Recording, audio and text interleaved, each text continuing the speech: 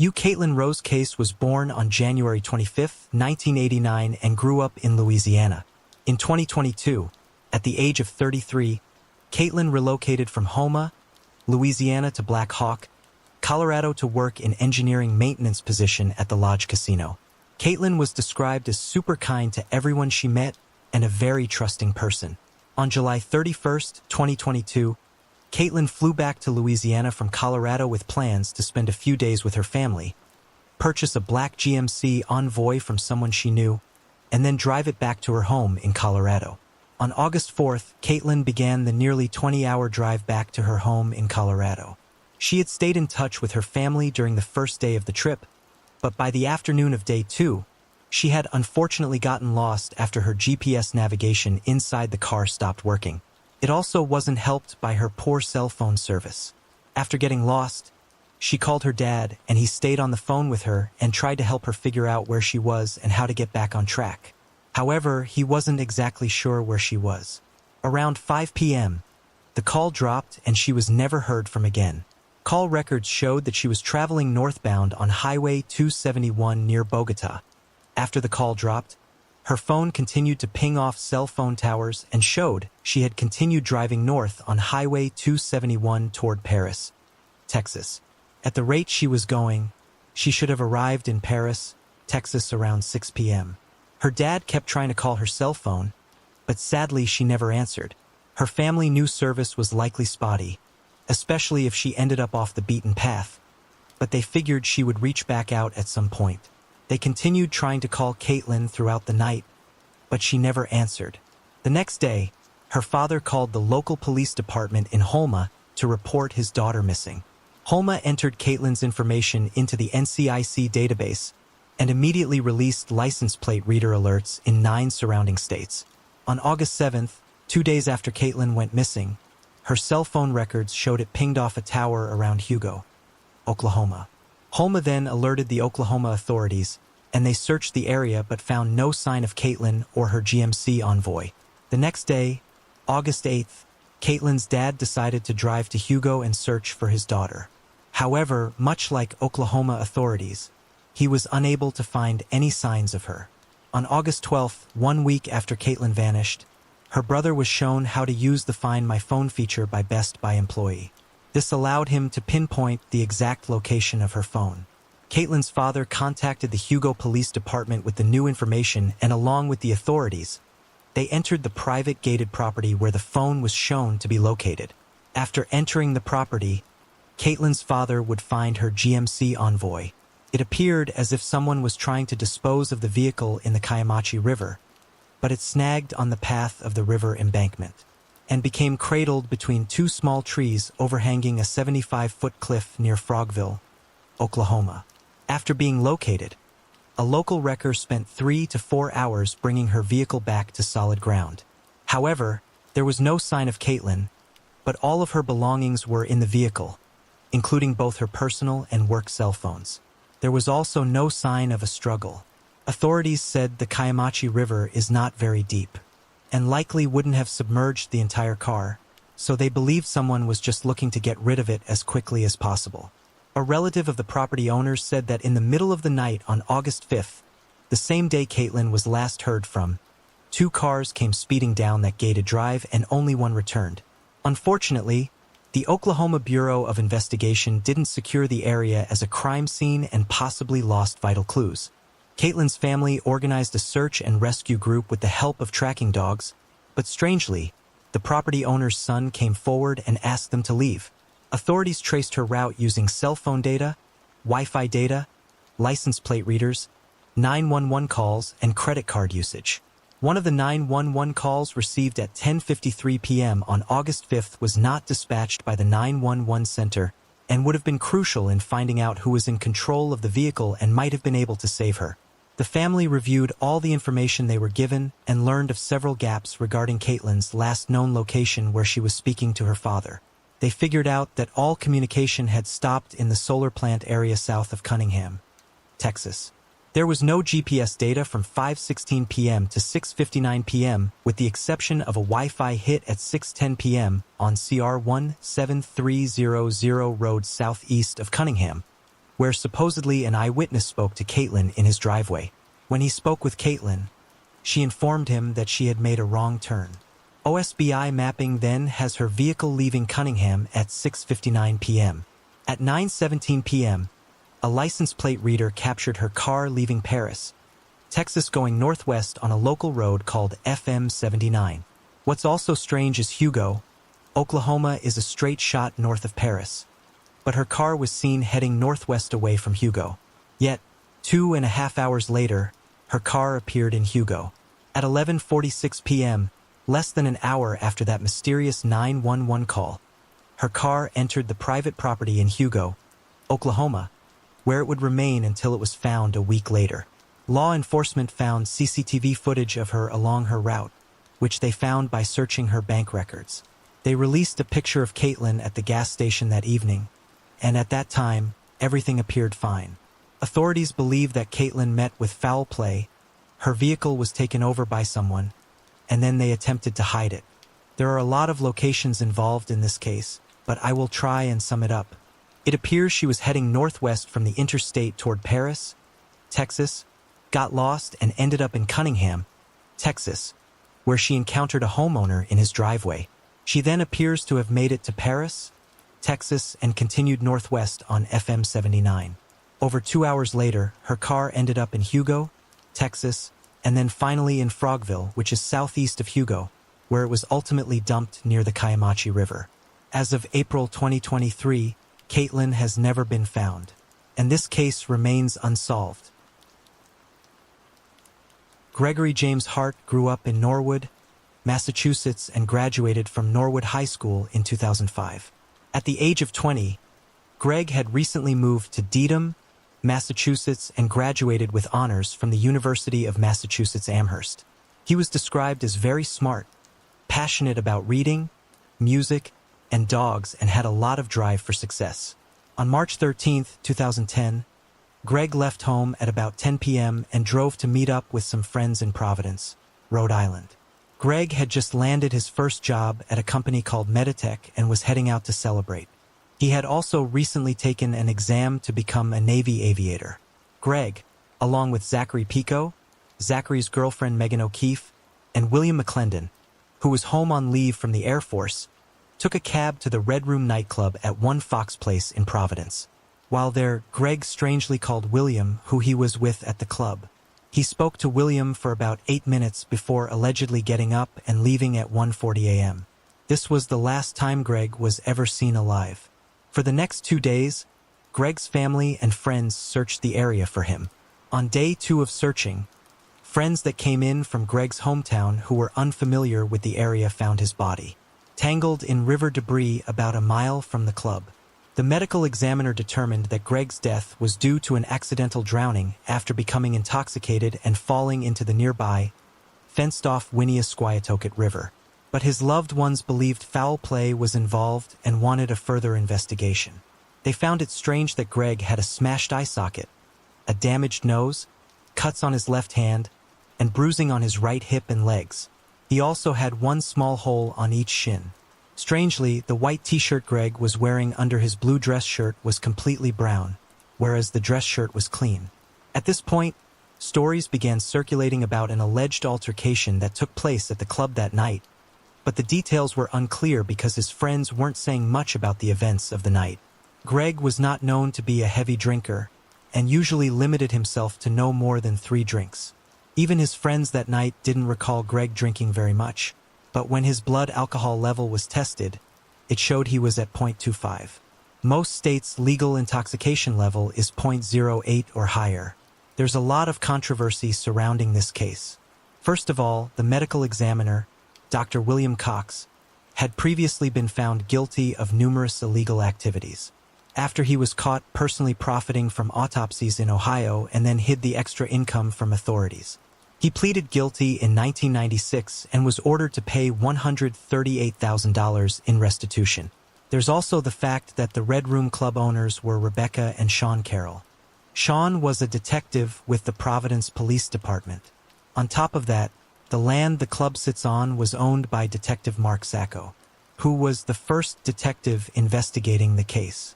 Greg's family felt this was a conflict of interest and didn't believe he should be investigating the case. There were no reports of police interviewing a single witness at the bar, not even during the first 24 hours he was missing. At the time, the Providence Police Department had been under repeated fire for severe misconduct and illegal activities, including sexual assaults, drug trafficking, and many other unlawful activities. Also, numerous officers, including a school resource officer, were arrested for dealing drugs. One officer was convicted in 2010, the same year of Greg's alleged murder, for sexually assaulting a teenage girl while on duty after offering her a ride outside a nightclub and taking her to an unoccupied police substation. The officer left DNA behind and was seen on video surveillance leaving alone.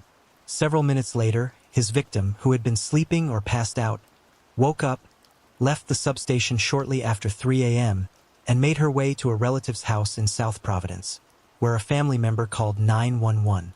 A few minutes later, 3 police officers showed up, including her attacker, to take a complaint about the alleged incident, which he did. He was also previously charged with sexually assaulting a 10-year-old girl and physically assaulting the director of the DMV. He was also charged with trying to extort sex from a well-known prostitute while on duty. Despite this, he was kept on the force for 13 years before finally being put behind bars. Initially, the police report following Greg's death said his phone and keys were found in the club's parking lot. However, 2 days later, another version said the phone was found in Greg's pocket. Greg's family received the phone from the police, but it was broken into several pieces.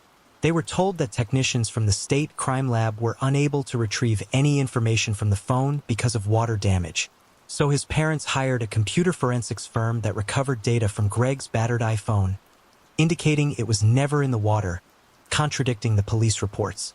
The firm, TechFusion, was also able to extract call logs, SMS logs, and messages from the phone, but it's unknown what information the texts recovered or if any of it was helpful to the investigation.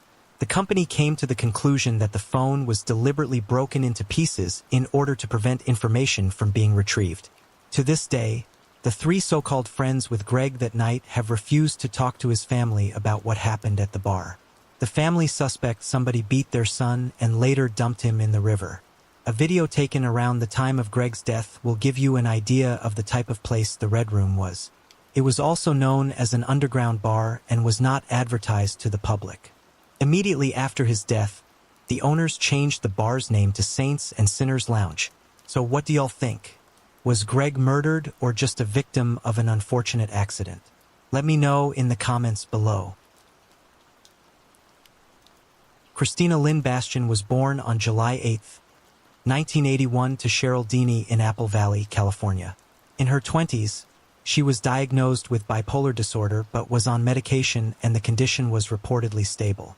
When Christina was 34 years old, she was living in an apartment on Laguna Road in Apple Valley near her mother and 4 younger sisters. She was saving to buy a home while working towards a master's degree. After recently graduating from college, she became a freshman and sophomore English teacher at Silverado High School in Victorville. In the summer of 2015, Christina decided to get off her medication with the alleged approval of her physician and family because it had caused her to put on some weight. For a few months, Christina remained stable and thought, as a devout Christian, that God had healed her. She considered the journey a test of her faith. However, by the end of October 2015, things had started to unravel. She had been involved in a car accident that left her vehicle totaled. Then on October 29, 2015, someone tried to break into her home, causing her to start acting paranoid and erratic. At this point, she became too frightened to remain in her apartment, and on October 30th, she packed up her belongings and left. She then took her phone's SIM card out, broke the phone, and then strangely drove 350 miles to Phoenix, Arizona. The next morning, she called her mother from Phoenix to inform her where she was. Christina then drove back to Apple Valley to attend the Harvest Festival at the Apple Valley Faith Center, where her mother was the senior pastor. At the church, Christina reportedly told her brother-in-law that she didn't want to be Christina Bastian anymore and wanted to disappear.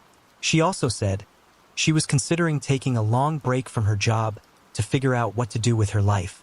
When the event ended, Christina drove to a friend's house in Apple Valley, where she was supposed to stay the night. At the time, her truck was loaded with personal belongings she had previously packed from her apartment. The next day, on November 1st, 2015, Christina suddenly left her friend's house around 1:45 a.m. She took her dog, a white and tan Maltiput named Coco, with her and drove away in her truck. She left her wallet, license, bank cards, and eyeglasses behind at her friend's house, which is strange considering her very poor eyesight. The next day, Christina's mother grew concerned when she received a call from someone who found some of Christina's belongings strewn along Highway 247 near Lucerne Valley and quickly filed a missing persons report. Her stuff was in a pile, and it appeared as if she drove to the opposite side of the road and dumped her belongings from the bed of the truck. Everything was there, including the bed liner, her cell phone, electric guitar, checks, artwork, and photos. On November 2nd, 2015, Christina's Dodge Ram pickup truck was found abandoned on a dirt road along Highway 62 in Morongo Valley, California. The truck, which was purchased the week prior, had scratches and dents on both sides and looked like it had been driven over rough desert terrain. The next day, a stranger found Coco alive nearly 70 miles from where the truck had been located. 9 days later, on November 11th, 2015, a backpack containing pictures, medication, bills, and other items were found on a dirt road near Bear Valley Road and Central Roads.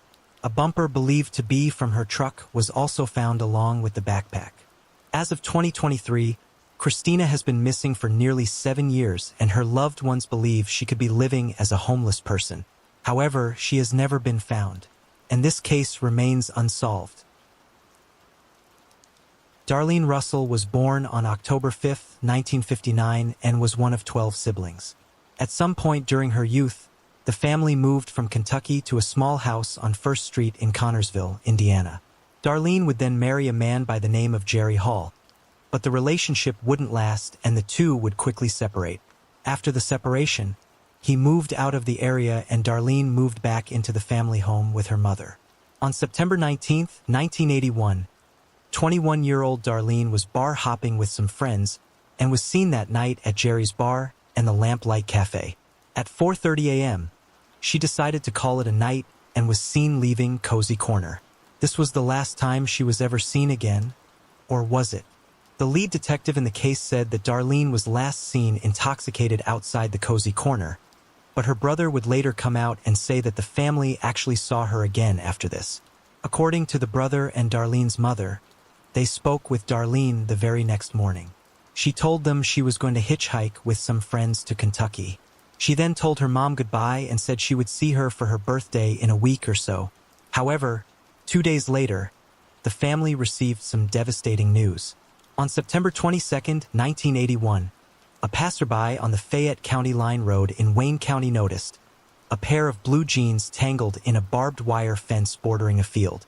When he pulled up to investigate and looked over the fence, he found Darlene's partially clothed body. An autopsy revealed that she had suffered several blows to the head and a fatal knife wound. The medical examiner estimated she was pregnant and had likely been killed around 2 days earlier. This would put her date of death on Saturday the 20th, the day her family last spoke to her. She allegedly had made plans to tell the father about the pregnancy, but never got the chance. Unfortunately, it's not known if DNA from the unborn child was ever collected. The fact that the Fayette County Road is not heavily traveled and that Darlene was discovered only around 8 miles from where she was last seen led to speculation that her killer may have been a local person. Some even speculate that the father of her baby could be responsible for her death. In 2013, it appeared they might have a break in the case when an anniversary article published in the Connorsville News-Examiner generated 2 tips that contained valid information not previously made public. However, those tips never led to any arrest, and as of 2023, Darlene's murder remains unsolved. Brandon Dwayne Blansett was born on September 14, 1987. He later attended Hazen High School in Hazen, Arkansas, and studied computer technology in college. At the age of 34, Brandon was divorced, living in Jonesboro, Arkansas, and working at Bumper to Bumper Auto, Planet Fitness, and Plaza Tire. Those who knew him described him as an energetic and dedicated hard worker who loved the Arkansas Razorbacks and his dog Sandy. After both his parents passed away, he turned to religion while trying to fight the demons in his life. In 2021, Brandon was allegedly romantically involved with several different women at the same time. It was also speculated that Brandon was possibly suffering from an untreated mental illness. On October 10, 2021, he and his girlfriend, Taylor, reportedly got into an argument at her house on Wildwood Point in Jonesboro, Arkansas. He left her home and drove to the home of his ex-girlfriend, Tiara, in Sage Meadows before 5 p.m., but was only there briefly. He was described as very intoxicated and talking erratically and talking about the Bible and religion. He then left, allegedly seeking drugs. A couple of hours later, he arrived back at his girlfriend's house, and soon after, she said he left on foot, appearing to be under the influence of a controlled substance, or at a minimum alcohol or both. She reported that he walked away from her house at about 7:50 p.m. going northbound and disappeared and has never been seen since, strangely leaving his wallet, phone, car, and car keys behind. She also texted her mother at this point, letting her know that he had just walked away. For the next few days, Taylor attempted to file a missing person report at the local sheriff's office and police department. Finally, an official statement was made 4 days after he disappeared.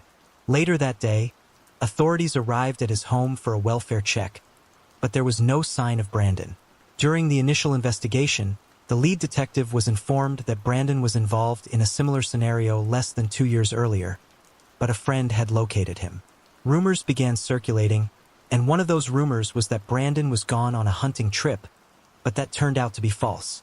Some speculated that Brandon may have relapsed the weekend he went missing, as he had troubles in the past with addiction but was believed to have been clean for some time. The day before he went missing, he reportedly became very angry and beside himself when the Arkansas Razorbacks lost a football game by only 1 point against Ole Mississippi. Brandon was known to bet on sports from time to time, so maybe he was upset because he lost a bet on a game. The area he went missing from had surveillance cameras, but he was allegedly not seen on any of the footage. This helped narrow down directions that he didn't walk, but would not cover every angle if he did indeed walk away from the house that night. In fact, he is seen on video surveillance returning to Taylor's home after 7 p.m. Her house is in a populated subdivision, and the Ring camera across the street documented his car arriving at her house, but the footage is dark, because it was recorded at night time.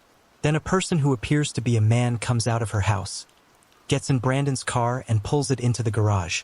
That man could have been Brandon, or it could have been someone else.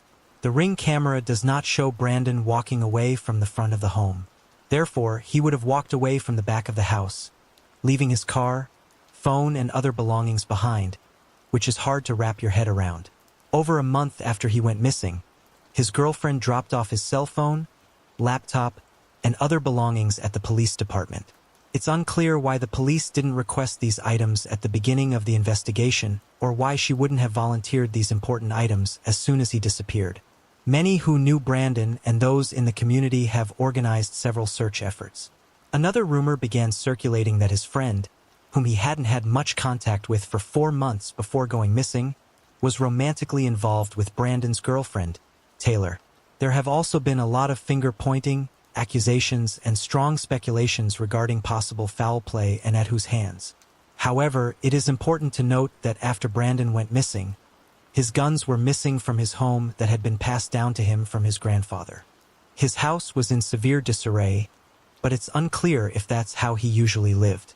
His safe appeared to have been pried on, but other valuables were untouched. A window screen was found on the ground. The door to his house had been damaged from someone attempting to break in, and the gate on his fenced-in yard was left open. The house appeared deplorable, and I believe it was his grandparents' house passed down to him, and he may not have stayed there very often. Therefore, the damage to the home may not have been recent damage. During the investigation, it was revealed that the 2 women in Brandon's life, Taylor and Tiara, had been harassing each other, and both have been uncooperative in the investigation. Taylor allegedly acted nervous after Brandon went missing and didn't want to discuss it. Many speculate that she knows more about Brandon's disappearance than she has let on. Do you think Brandon was the one driving his car when he returned? Do you think that he walked away from her house, leaving his belongings behind, never to return? Do you think that he met with foul play inside or after he left her home?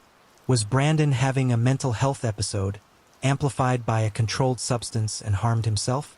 Let me know in the comments below what you think.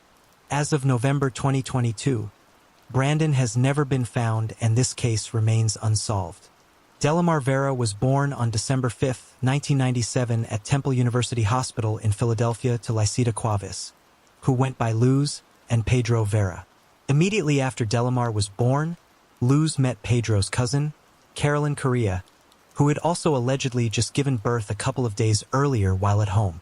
Carolyn's teenage daughter, Angelica, was away from home that weekend visiting her father and had not been there for the birth.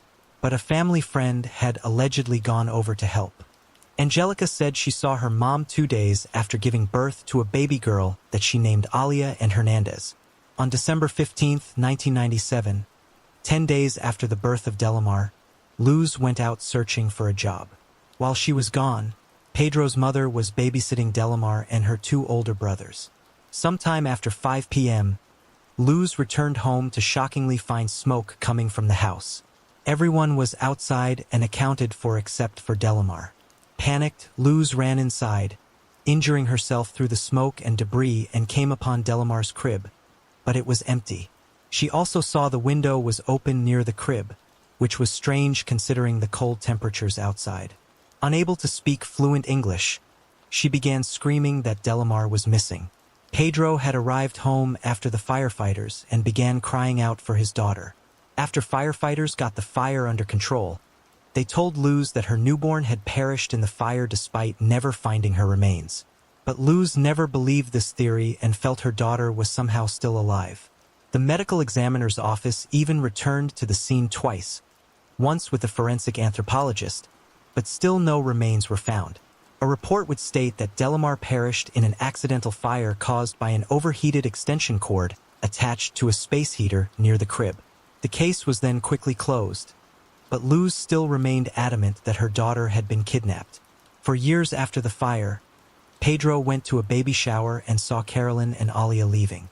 Pedro said the girl looked at him, smiled, and waved. He said that moment gave him a strange feeling inside. 2 years later, in January 2003, Luz attended a birthday party for a child related to Pedro. While there, Carolyn Correa showed up again with Alia, which caught Luz's attention and gave her a strange feeling in the pit of her stomach. The more she looked at Alia, the more she noticed that this little girl looked a lot like herself. She even saw a dimple that matched the dimple that Delamar had when she was born. She then began to think that maybe Carolyn had set the fire 6 years ago on purpose in order to steal baby Delamar. Then came up with a quick plan to try and prove this. She told Alia that she had chewing gum in her hair and would help her get it out. As Luz pretended to be getting the gum out of her hair, she plucked a few strands from the girl's head and took them to the police department. However, they said they were unable to perform those types of tests at the station. So finally, Luz contacted Angel Cruz, a Pennsylvania state representative who agreed to help. Cruz obtained hair samples from both Luz and the child and took them to the police for DNA analysis, along with Luz's accusation that Carolyn Correa had stole her baby and set the house on fire to cover the kidnapping. Shockingly, the test revealed that Alia was indeed Delamar. It turns out that Carolyn had strangely shown up at Luz's home around the time of the fire and claimed she had forgotten her purse in the upstairs bedroom. Right after she left is when the baby's room erupted into flames. There was even TV coverage from the night of the fire showing that Carolyn was at the scene standing near the ambulance with Pedro. It's believed that Carolyn kidnapped Delamar because her baby was stillborn, but there's also a theory that Carolyn may have never even been pregnant in the first place. When the DNA results came in, Carolyn was reportedly hysterical and didn't believe them. She claimed that if the girl wasn't hers, then who had her daughter? She even paid over $600 for her own DNA test before she was arrested. She clearly believed that Alia was truly her daughter. Regardless, Delamar Vera was returned to her family. Carolyn was arrested and found guilty of kidnapping, arson, and attempted murder. She was sentenced to 9 to 30 years behind bars. In court, Carolyn publicly accused Pedro of helping her steal his baby, which he denied. Some people believe that Carolyn suffered extreme postpartum mental illness after giving birth to a stillborn and convinced herself that Aaliyah was her child. Others suspect that she could have suffered from the rare mental disorder pseudocyesis, in which a woman, although not pregnant, believes she is pregnant and exhibits signs and symptoms of pregnancy. Andre Moore, who was dating Carolyn when she was allegedly pregnant, said she appeared pregnant and told him that Aaliyah was his daughter. Andre was suspicious and took a paternity test in 1999, which proved he was not the child's father. Carolyn also had 3 other children who thought Aaliyah was their sibling. She had obtained a birth certificate for Aaliyah on January 6, 1998, reporting that she gave birth at home and listed herself as the attendant. The state registrar said Carolyn didn't need to present a baby, only an affidavit from the local registrar's office. That affidavit, however, was accidentally destroyed. The fire at Luz's home wasn't the only fire Carolyn had set. In 1996, she set fire to a Hamilton, New Jersey medical office where she worked. The fire was set in an attempt to destroy evidence after she stole and cashed company checks. For the crime, she was sentenced to 5 years probation. In 2001, Carolyn had a baby with her then-husband, Brian Busardo. Unfortunately, the baby had a heart defect and died a few hours after birth. Carolyn has also had at least 2 null miscarriages. The judge, however, wasn't buying the mental disorder suggestions and said that Carolyn may have suffered from depression but was more manipulative than delusional. While behind bars, Carolyn began having hallucinations of crying babies and repeatedly smashed her head into the prison cell walls and became suicidal, resulting in her being moved to the infirmary and put on a suicide watch. The forensic psychologist treating her stated that the hallucinations show that she likely believed the little girl was her natural daughter. De La Marvera is all grown up today and by all accounts seems to be fine. After getting their daughter back, Pedro and Luz signed a 6-figure deal to sell their story for a movie which was created titled Little Girl Lost, the De La Marvera story. Jonathan Madden was born in 1991 in Toronto, Canada. He almost always smiled and loved Beethoven, watching basketball games and playing video games with his older brother, Kevin Madden. At the age of 12, Jonathan looked up to his 16-year-old brother, but there was a problem with that. You see, Kevin wasn't the best of role models and was actually a very troubled teen who often skipped school. When Kevin skipped school and got into trouble, it was usually with his best friend, Timothy Fairman, who often talked about drinking human blood, leading to the nickname Vampire Boy. On November 25, 2003, Kevin, Timothy, and another classmate once again skipped school. The 3 teens went to Kevin's home on Dolls Road, where they drank alcohol and trashed the house with baseball bats. At the time, Jonathan was at school, and their mother, Joanne, and their stepfather, Ralston, were at work. That afternoon, Kevin strangely told his friends that he planned to kill his entire family when they returned. Meanwhile, Timothy called his girlfriend to brag about what he and his friends intended to do. His girlfriend became worried and called back and recorded a conversation of the boys discussing their horrifying plan. Shortly after the call, Jonathan arrived home from school. When he entered the home, he was attacked by the boys and shoved down the stairs into the dark basement. That's where Kevin would savagely murder him with a knife. Following the murder, the boys hid Jonathan's body in a basement crawlspace and waited for Kevin's stepfather to come home. When he did, they attacked him with a baseball bat and knife, but he managed to escape and call the police. The 3 boys were soon arrested. Kevin's lawyer claimed that he was mentally ill and had suffered tremendously following the breakup of his parents' marriage. He resented his mother and stepfather and felt like Jonathan was receiving special treatment. Before the murder, Kevin had shown signs of mental trouble by assaulting his girlfriend and threatening to kill several of his classmates. Kevin put the blame on his mother, saying she never loved him. Several experts examined Kevin, and all of them determined that he was deeply disturbed. But they all differed on what the actual cause was. The court-appointed psychiatrist Dr. Ian Swee said that Kevin was a psychopath with a personality disorder. He also said that Kevin was highly dangerous and very likely to be a repeat offender. Kevin's first trial would end in a mistrial after the key witness, Timothy's girlfriend, perjured herself. She made several posts on vampirefreaks.com indicating an interest in vampirism, contradicting earlier court testimony in which she minimized her interest in vampire fetishism. The reason that is important is because Timothy admitted that the plot to kill Kevin's family was his own fantasy, complete with vampire overtones concocted to impress his girlfriend who was also interested in vampires. However, it was ultimately determined that Timothy hadn't physically participated in the murder but had handed Kevin the knife. Furthermore, unlike Kevin, who told people not to be concerned with Jonathan's death, Timothy had actually shown remorse and shame for his participation in the murder. In the end, Kevin was found guilty of first-degree murder while Timothy was found guilty of manslaughter. The third teenager would end up being acquitted of all charges.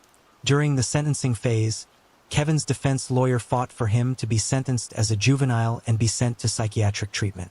But Kevin was instead sentenced as an adult and sentenced to life in prison without the possibility of parole for 10 years. If he had been sentenced as a youth, he could have been released in as little as 4 years.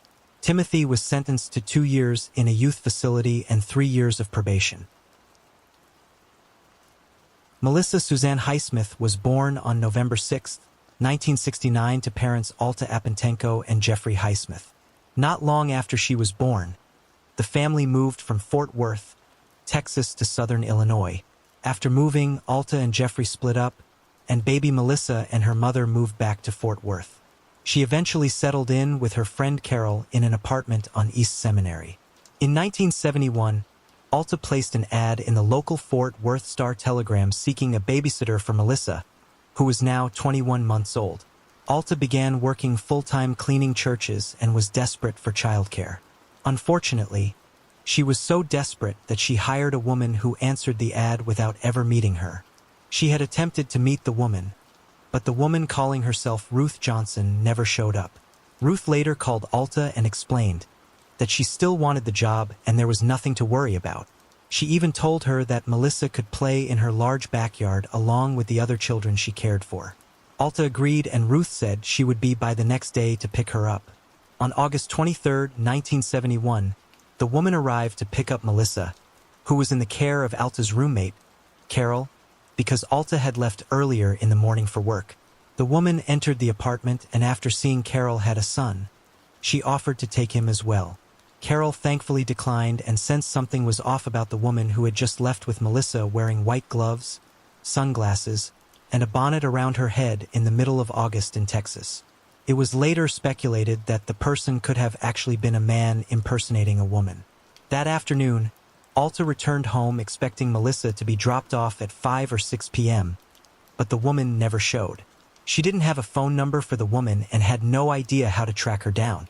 Guilt and devastation overwhelmed Alta. Jeffrey also felt guilty knowing that she might not have done something so drastic if he had been helping her with child support.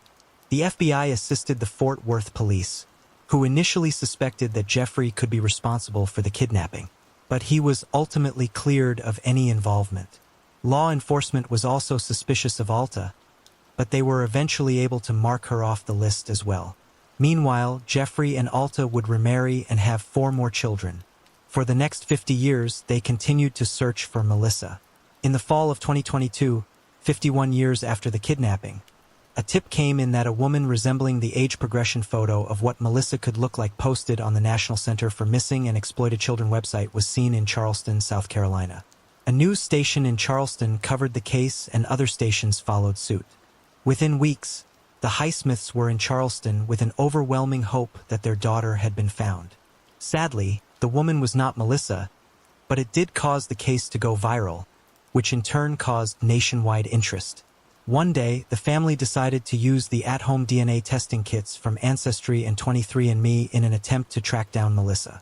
Within 3 weeks, on November 22, 2022, the results came in. They were shocked and excited when they got a hit. Melissa had children whose DNA was matched with Melissa's parents. Days later, on Thanksgiving 2022, the Highsmiths were reunited with their long-lost daughter, Melissa, who was now 53 years old. It turns out Melissa grew up believing her name was Melanie, and her father was Japanese and lived in Japan. Shockingly, she grew up only 10 minutes from where she was kidnapped and had no idea she had been abducted. Melissa grew up in an abusive home and left when she was 15 years old. She later became a mother of 3 and grew up thinking the woman who raised her was her biological mother. Investigators are still working to determine who is actually responsible for kidnapping baby Melissa. However, they also noted that no arrest could be made in Melissa's case because the criminal statute of limitations expired 20 years after her 18th birthday. Risa Dawn Traxler was born on October 11, 1968, and lived with her sister and parents at the corner of Bringle Ferry Road and Shaver Street in Salisbury, North Carolina. On June 15, 1984, 15-year-old Risa was not far from home at her grandparents' house at 714 North Shaver Street. She'd been alone at the house for a few hours as her grandfather, Walt Monroe, went to the grocery store and his wife was at the hairdresser. When her grandfather arrived home, he shockingly discovered Risa's nude deceased body in the front bedroom. She had suffered multiple knife wounds that were described as overkill. There was no forced entry into the home and the family said nothing had been taken. Even though DNA testing was not a thing in 1984, it was still thankfully collected from the crime scene. Witnesses saw a man running in the area around the time of the deadly attack. Despite this, the small town began rumors that Risa's 13-year-old sister Jody Trexler, who was at the neighbor's house at the time of the attack, was responsible for her sister's murder. This rumor was even stranger considering that male DNA was found on Risa's body. Other rumors claim that Walt had killed his granddaughter. In 2018, Jody went on the Dr. Fields show and passed a polygraph test to prove her innocence. Her appearance on the show sparked renewed interest in the unsolved murder, prompting Salisbury Police Department to seek the services of Parabon Nanolabs. Using the DNA from the crime scene, Parabon created a DNA profile and submitted it to a public genetic genealogy database to begin the process of genetic genealogy research. After getting several matches, scientists constructed their family trees using online genealogy databases, newspaper archives, public family trees, obituaries, and other public records. This all led to one suspect, Curtis Edward Blair Sr. At the time of her murder, Blair was in his 40s and worked at the Frito-Lay factory just 2 blocks from the Trexler family home. He had also served time for an assault with a deadly weapon in 1986. Moved to San Diego, California 2 years after the murder, where he later died of natural causes in 2004. Authorities obtained a court order to exhume his body to gather DNA evidence for testing, which later confirmed that the DNA obtained from Blair's remains matched the DNA profile from the crime scene evidence. Thankfully, after 35 years, the Trexler family finally has some closure. Susan Lee Eads was born in April 1963 in Mississippi and as a teenager moved to Seabrook, Texas. She graduated from Clear Lake High School around 1982, and when Susan was 20 years old, she was working as a DJ and a part-time cocktail waitress at the Prickly Pear Bar in Webster and Charlie's Bar in Nassau Bay.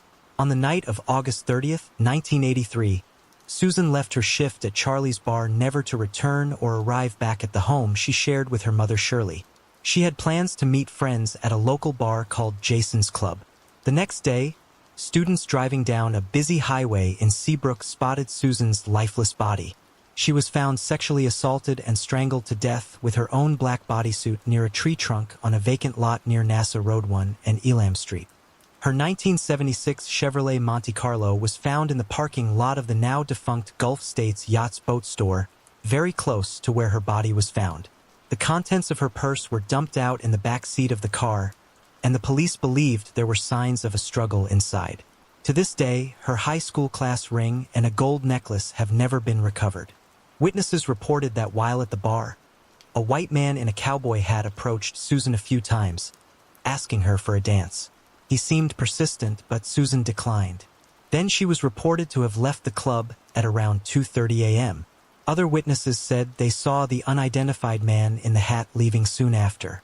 A composite sketch of this man was made and published, leading to many tips, but none of them led to anything concrete. While the authorities worked on the murder case, Shirley received strange phone calls from a man who claimed to have photos of her daughter, only referring to himself as Bill. He said that he lived in Houston, Texas, and wanted to show her these pictures, but no one else. but he would always hang up before police could trace the calls. Numerous other leads were developed early on in the investigation, but ultimately, the case turned cold and would go unsolved for the next 40 years. In 2017, her case was reopened by cold case investigators, but they had little to go on. They had the mysterious phone calls restored in 2018. Investigators also turned to a non-serial killer by the name of Anthony Shore, aka the Tourniquet Killer, who was about to be executed and lived in the area. Shore worked for a local telephone company and his dad worked with Susan's sister at NASA. He was suspected of possible involvement because his MO was the same as the way Susan was murdered. Due to the suspicions, Texas Rangers had Shore's execution temporarily postponed. Although Shore confessed to between 50 and 100 sexual assaults and many other crimes, he adamantly denied murdering Susan. He stated that he committed 4 homicides and was a serial rapist. He also said that when a date rape drug came on the scene, he no longer had to kill women he assaulted. He was later executed, but his DNA was taken beforehand and proved he was not Susan's killer.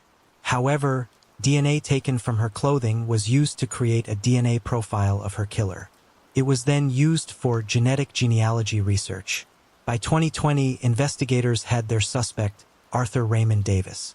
Davis was a Vietnam veteran and a local fishing boat captain. Just a few months after killing Susan, Davis was involved in a one-vehicle crash. In a strange twist, the crash occurred less than a mile from where Susan was killed. He was hospitalized for a month before succumbing to his injuries in January 1984. He strikingly matched the sketch of the suspect in 1983 almost perfectly.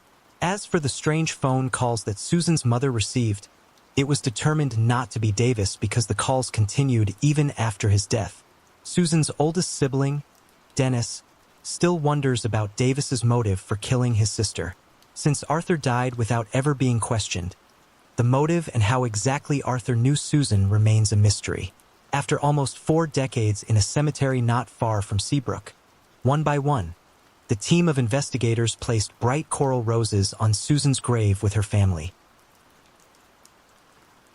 Rachel Elizabeth Chauny was born on April 18, 1978 and graduated high school in 1996 from Ben Salem High School in Pennsylvania.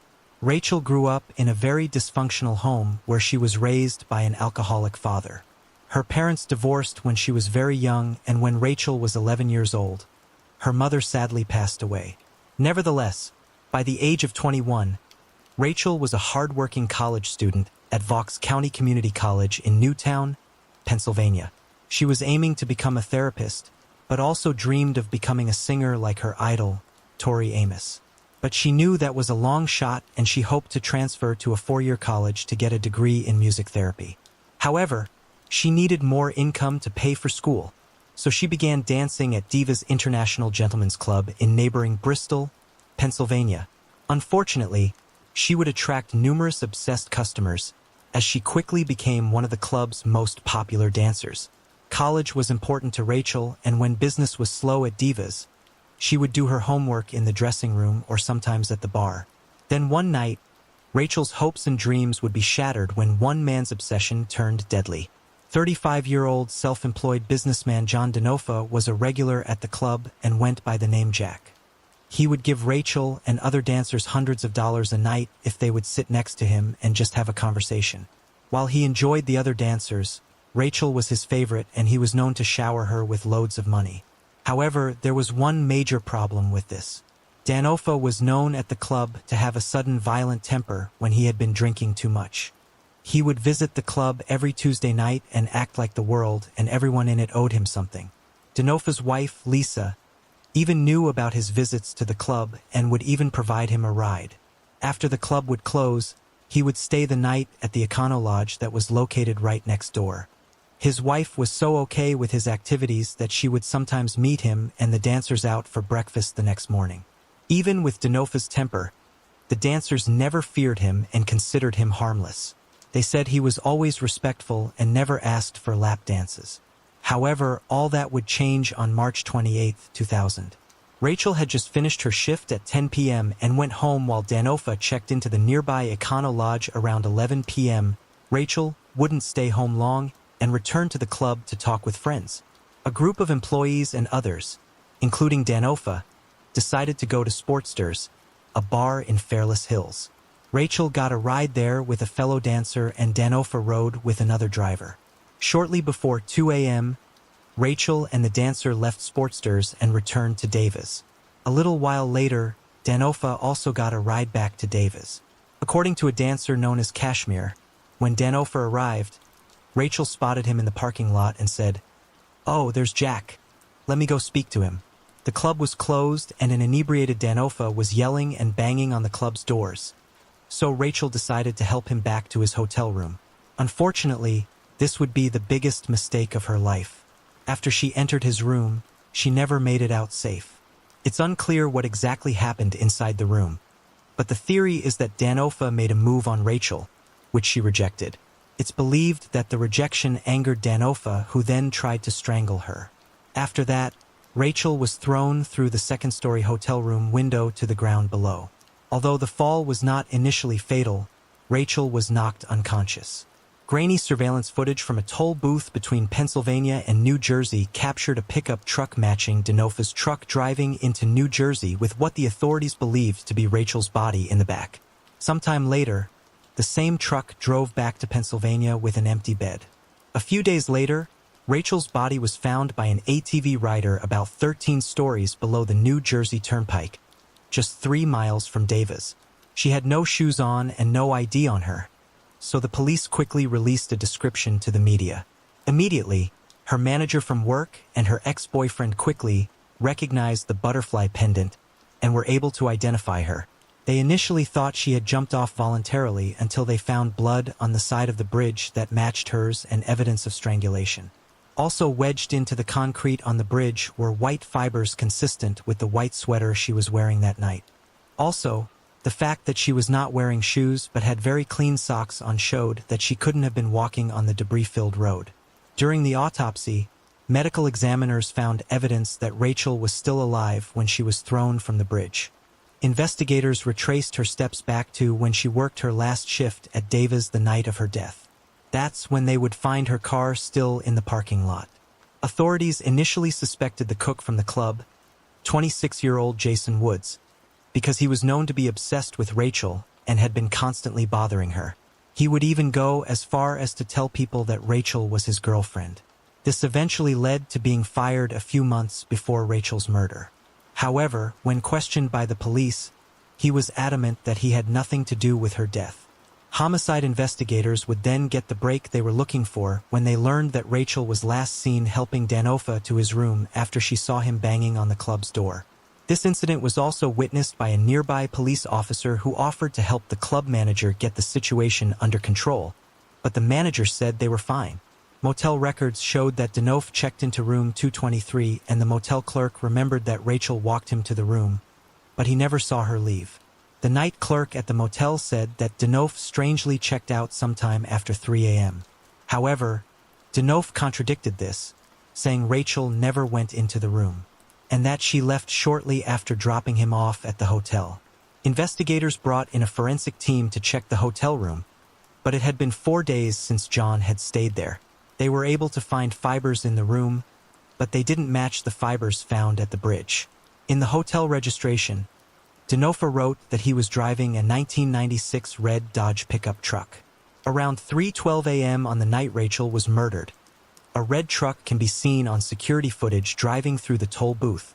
They could also see the body of a person in the bed of the truck, which looked like Rachel in the clothes that she was found in. About 25 minutes later, the truck drives back towards the motel with the bed of the truck empty.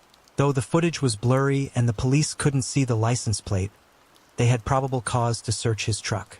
Upon searching the truck, they discovered that it had been thoroughly cleaned. However, when the liner in the bed of the truck was removed, investigators finally found what they were looking for: blood that belonged to Rachel. When questioned by police, Danofa said someone else must have driven his truck that night. Police then went back to the motel, and this time they questioned the man that had stayed in the room below his.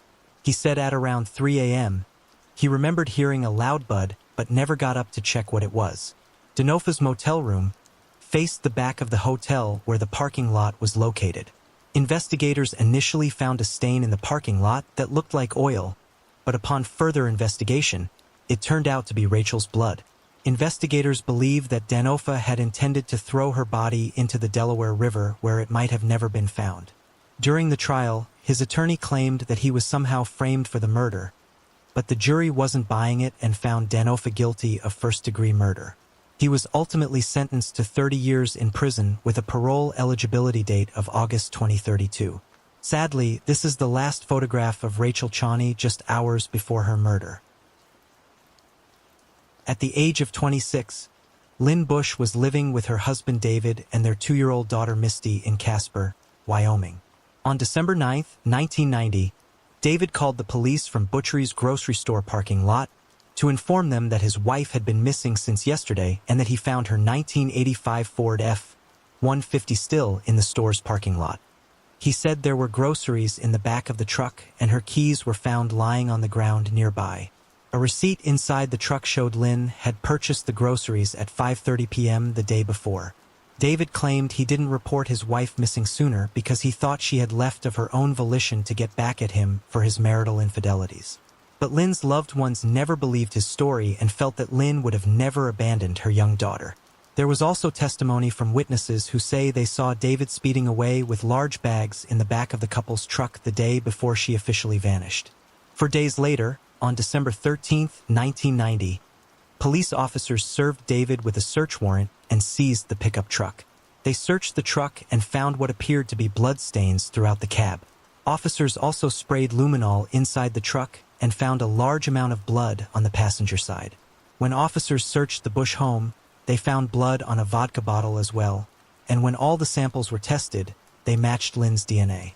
David had made very strange comments in the past that caused Lynn's family to suspect him immediately. He had bragged about being able to commit the perfect murder and said he could dispose of a body where no one would find it. After Lynn disappeared, Misty was removed from David's custody and placed in the legal custody of the Wyoming Department of Family Services and the physical custody of her maternal grandparents. Once Misty was in their care, they began to observe some unusual behaviors and sought treatment for her at Northwestern Mental Health Society in Sheridan. Lynn's parents eventually fought for full custody of Misty and were successful. In 1999, since Lynn hadn't used her social security number since her disappearance, the courts declared her legally dead. During the investigation, David would be charged with several crimes unrelated to Lynn's case, including burglary, voter fraud, and possessing a false ID. But it would take 15 years before he would be charged with Lynn's presumed murder. On July 31, 2006, David was arrested after authorities uncovered new evidence. While David was serving time for his other crimes, he allegedly admitted to cellmates that he did in fact murder Lynn. On top of that, David had other suspicious activities that didn't play well in his favor. Not long after Lynn's disappearance, he moved his mistress in with him and then had her forge Lynn's name on some legal documents. Also, someone who served with David in the National Guard said he had taken several items from the unit, including 2 body bags, around the time Lynn disappeared. Misty's counselor and child psychiatrist also testified at the trial and said that Misty was suffering from PTSD due to her mother's disappearance. In 1991, 1992, and 1993, while Misty was in treatment, she made multiple statements that she may have witnessed her father murder her mother. But by the time David went to trial, Misty was 18 years old and testified that she had no memory of her mother's murder or anything that happened in 1990 because she was only 2 years old at the time. While Misty didn't have any memories of the murder, Lynn Gordon, a licensed professional counselor, was allowed to testify in court. Ms. Gordon testified that Misty had talked about her mom being murdered and spoke of the gruesome details. At one point, Misty said that Daddy had hurt Mommy and gave her an owie. She also told Miss Gordon that her mother was where the Christmas trees are. One time Misty used a toy knife to act out how her mother was killed. Misty spoke a lot about the murder in detail when she was a child, but the details are too gruesome even for this video. In the end, David was convicted of second-degree murder in March 2007. He appealed his conviction in 2010, suggesting that it was actually his brother who killed Lynn. He alleged that the court had improperly excluded evidence that would have implicated his brother. Authorities stated that David's brother, who has since been imprisoned for sexually assaulting a 15-year-old girl, wasn't even in Wyoming at the time of Lynn's disappearance.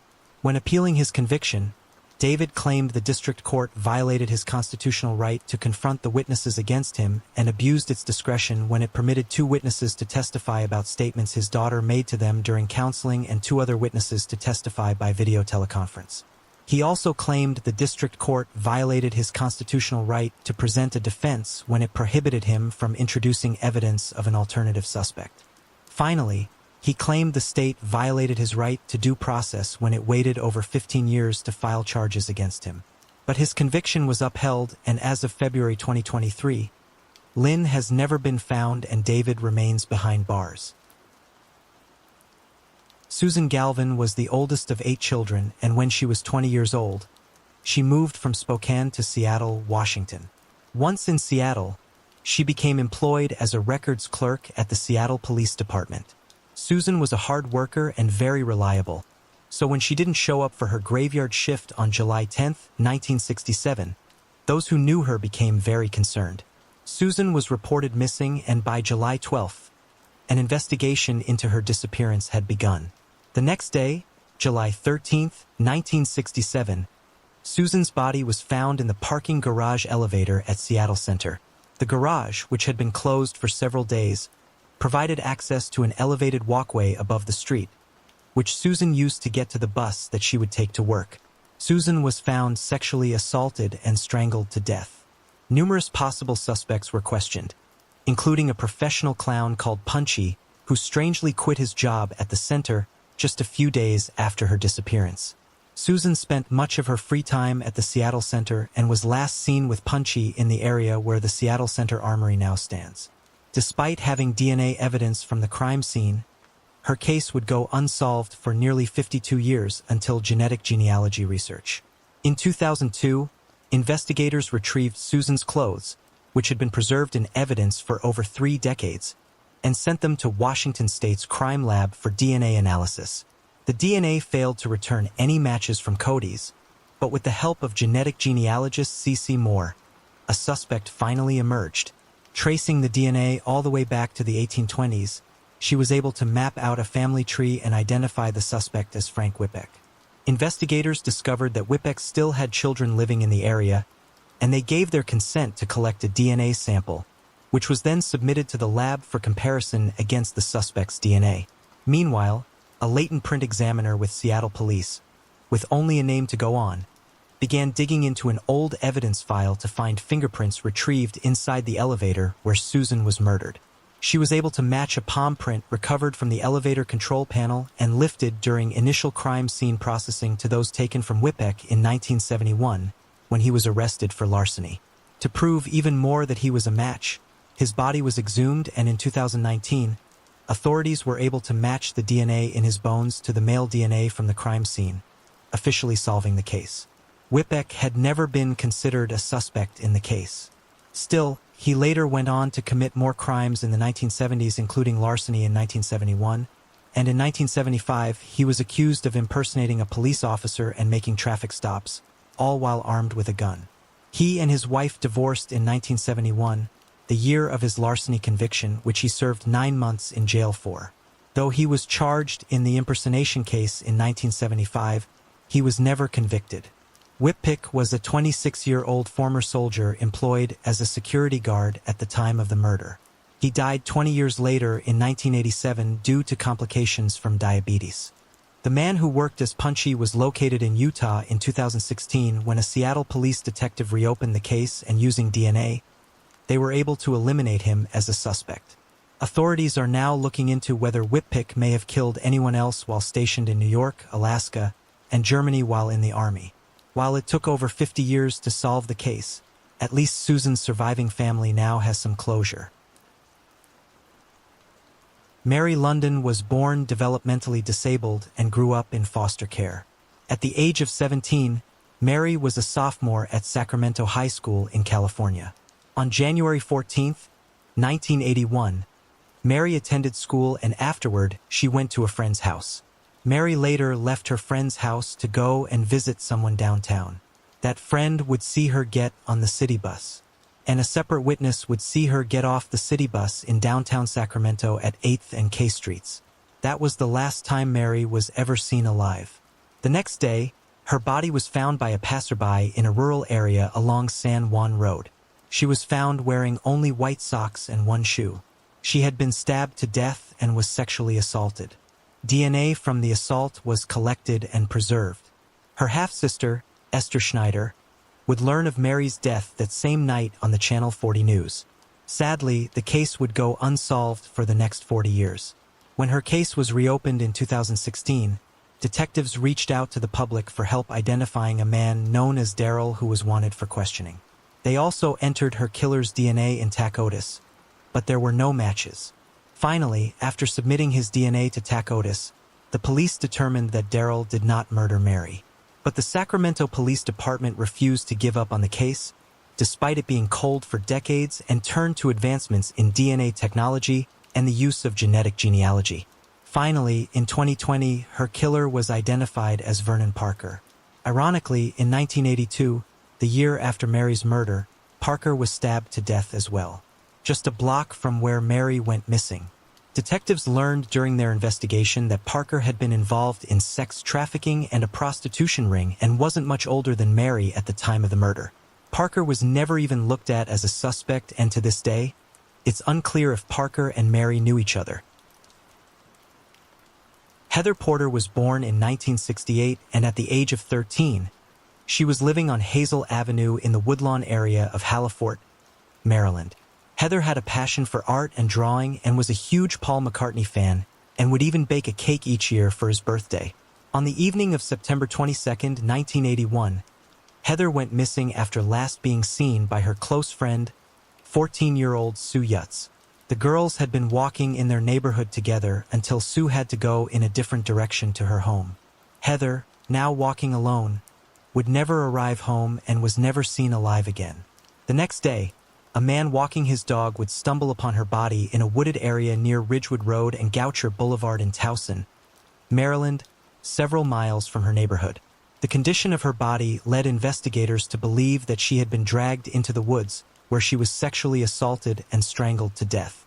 Sadly, despite the suspect's DNA collected at the scene, the case would go unsolved for the next 40 years.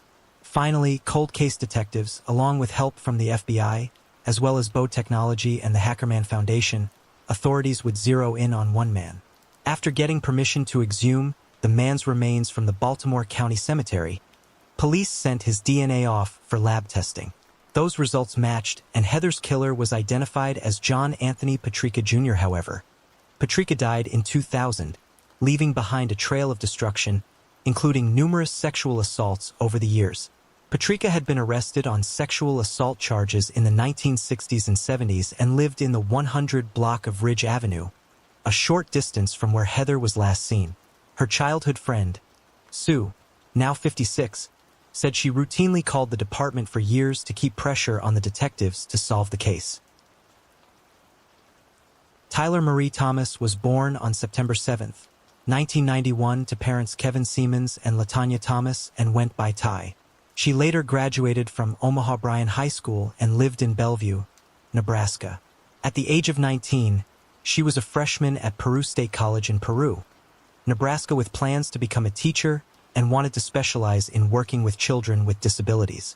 She lived in a dorm on campus and loved to dance and was named captain of the school dance team. On December 3, 2010, attended a party near 5th and Nebraska Streets. The partygoers were drinking, and during the night, Ty and a couple of her friends got into a heated argument, causing Ty to leave on foot and head back toward her dorm room. However, shortly before 1:30 a.m., she sent a text to a friend saying she was lost. This was strange considering someone had spotted her near the water tower, which was located just a few hundred feet away from her dorm. However, Ty never made it back home, and her friends became immediately concerned. They were even more concerned because Ty was very intoxicated. It was frigidly cold outside, and she was not wearing a coat. By 3 a.m., her concerned friends reported her missing. During the following days, Search parties combed the woods around the boat launch for her body. Fellow student Joshua Kettle participated in the searches and even did an interview with the local news. Soon after, Josh was named as a person of interest in Ty's disappearance. They had gone on a date once, but she didn't like him and told her friends she wanted to avoid him. On December 9th, 6 days after she went missing, he was arrested for evidence tampering and providing false information to the police. Several days later, he was charged with sexually assaulting another female. This alleged incident occurred just a month before Ty disappeared. Another teenage girl came forward and claimed that in April 2008, when she was 15 years old, Josh had sexually assaulted her in Fremont, Nebraska. For this incident, he was charged with first-degree sexual assault of a minor. In addition, authorities in Madison County, Nebraska charged him with indecent exposure after he allegedly exposed himself to a woman in Norfolk, Nebraska in 2010. Josh initially told the police that he had seen Ty walking down the street on the night of her disappearance, but didn't speak to her. Later, he said she got into his car and he drove her to the Peru boat dock on the Missouri River to smoke marijuana. He then claimed that Ty asked for a ride to Omaha and he agreed to drive her in exchange for a sexual favor. But afterward, he changed his mind and claimed that Ty got angry and accused him of sexually assaulting her and threw herself on at him. He said after a fight, he drove away, leaving her alone on the dock, and he went back to his campus dorm. Interestingly, the dock by the river is the same place where he was charged with assaulting a different woman on Halloween just a month earlier. During that incident, he threatened to throw the woman in the water if she didn't comply. After Josh gave his second statement about Ty, authorities checked the dock and found tire tracks near the riverbank, consistent with Josh's 1996 Ford Explorer. They also found drag marks leading from the tire tracks down the bank to the river's edge. In March 2012, Josh pleaded guilty to the 2008 charges. He was sentenced to 15 to 20 years in prison, but would be eligible for parole after serving 8 years. In 2012, Ty's mother filed a wrongful death suit against both Josh and Peru State College. In the week before Ty's disappearance, Peru State College's director of campus security had recommended that Josh be expelled. He was failing his classes. He had been criminally charged with kicking in the door of his dorm room. 2 students had accused him of sexual harassment in the first 2 weeks after he moved in, and the campus security director knew he had been accused of sexual assault while he was a student at another Nebraska college. However, the college chose to not immediately expel him, but instead chose to not allow him to return for the second semester. Ty was officially declared dead in 2013. In 2015, the judge dismissed the lawsuit against the school, citing that there was no way the institution could have foreseen that he was a risk for violent behavior. The judge did rule in favor of Ty's family in the suit against Josh. The family was awarded $2.64 billion in damages. However, since Josh is in jail with no income, they will likely never see a dime of this money. In October 2017, nearly 7 years after her disappearance, Josh was finally charged with Ty's murder. There was court testimony from a jail cellmate of Josh's who said Josh told him he'd had sex with Ty and left her at the dock, and he added that he would never go to prison because they will never find the body. He was tried in early 2020, and the prosecution argued he killed Ty at the Peru boat dock and dumped her body in the river. At trial, prosecutors showed video of alleys and pathways that they believe Ty may have used the night she disappeared. Grainy VHS video surveillance from Peru State College showed Ty wandering around near her dorm using her phone from 1-06 to 1 to 8 a.m. on the morning of December 3, 2010. A Nebraska State Patrol investigator told the jury that Ty called and texted people at 1.25 on December 3. Still, at 2.15, her phone went straight to voicemail and she never made another call. In addition, Geraldine Sunderman, a Peru State student with Josh the night Ty disappeared, testified that she saw Ty walking around without a coat before returning to the dorms. She added that Josh was supposed to meet back up with her and others in a dorm room to smoke marijuana after they saw Ty, but he never showed up. She said that as soon as they got into the dorm, Josh said he had to go to his room. However, after repeatedly trying to call him, he never answered or returned as he planned to. He later asked his roommate to lie and say he was with him during those early morning hours when Ty went missing. Another witness said he saw Ty walking toward campus at about 1:30 a.m., which would have been 5 minutes after her phone sent its last text. A jury found him guilty of second-degree murder, and in 2020 he was sentenced to 71 years in prison but will be eligible for parole after serving 35 years. Before he was sentenced, Josh apologized for making bad choices on the night Ty disappeared but said, "Did not kill Tyler." His attorney said that because physical evidence was lacking in his case, the only remaining evidence was Josh's statements, which alone did not prove that a crime had been committed. He said Tyler was distraught and possibly pregnant when she disappeared and could have purposely or accidentally hurt herself. Thankfully, the jury never bought that theory, and her murderer will now spend the majority or all of his life behind bars. Denise Diane Flume was born in January of 1968 to parents Judy and David. She was considered their miracle baby after suffering 2 miscarriages. That miracle would continue and they would have another daughter named Jenny. In 1986, at the age of 18, Denise was living with her parents in Connorsville, Indiana, and was a senior at Connorsville High School. Denise excelled in school and was the treasurer of the science club, and even played basketball, softball, and volleyball. She had already been accepted to Miami University in Ohio, where she planned to major in microbiology and hoped to get a track scholarship. She had been dating a boy for the last 3 years named Sean McClung, but they had recently broken up. Judy's mother said that after the breakup, her daughter became more social and was even looking forward to her senior prom. During spring break, on the night of March 27th, she attended a large bonfire party on someone's farmland with hundreds of other students. Afterward, she made it home safely, but then realized she had forgotten her purse at the party. The next day, she asked multiple friends, including her sister, to accompany her to the farm to retrieve her purse, but none of them could go, so she went alone. That would be the last time anyone would ever speak to Denise. When Denise didn't return home that evening, her family reported her missing. The police said it was typical teenage behavior and that she would likely come home soon. However, they couldn't have been more wrong. The following day, a farmer reported Denise's cream-colored 1981 Buick Regal locked and abandoned near a barn alongside Tower Road, a rural gravel road east of Glenwood. This area is around 3 miles from the location of the party. He said the car had been there since between 12:30 and 1:15 p.m. the day prior. After the car was found, the police finally began looking for her. However, she was nowhere to be found. Several months later, a Norfolk, Virginia woman called Denise's parents claiming to be their daughter. With their interest piqued, they traveled to Norfolk to see who the girl was. Interestingly, the girl had called on Judy's day off, information that only Denise would have known. She also said many things on the call that sounded like something Denise would say.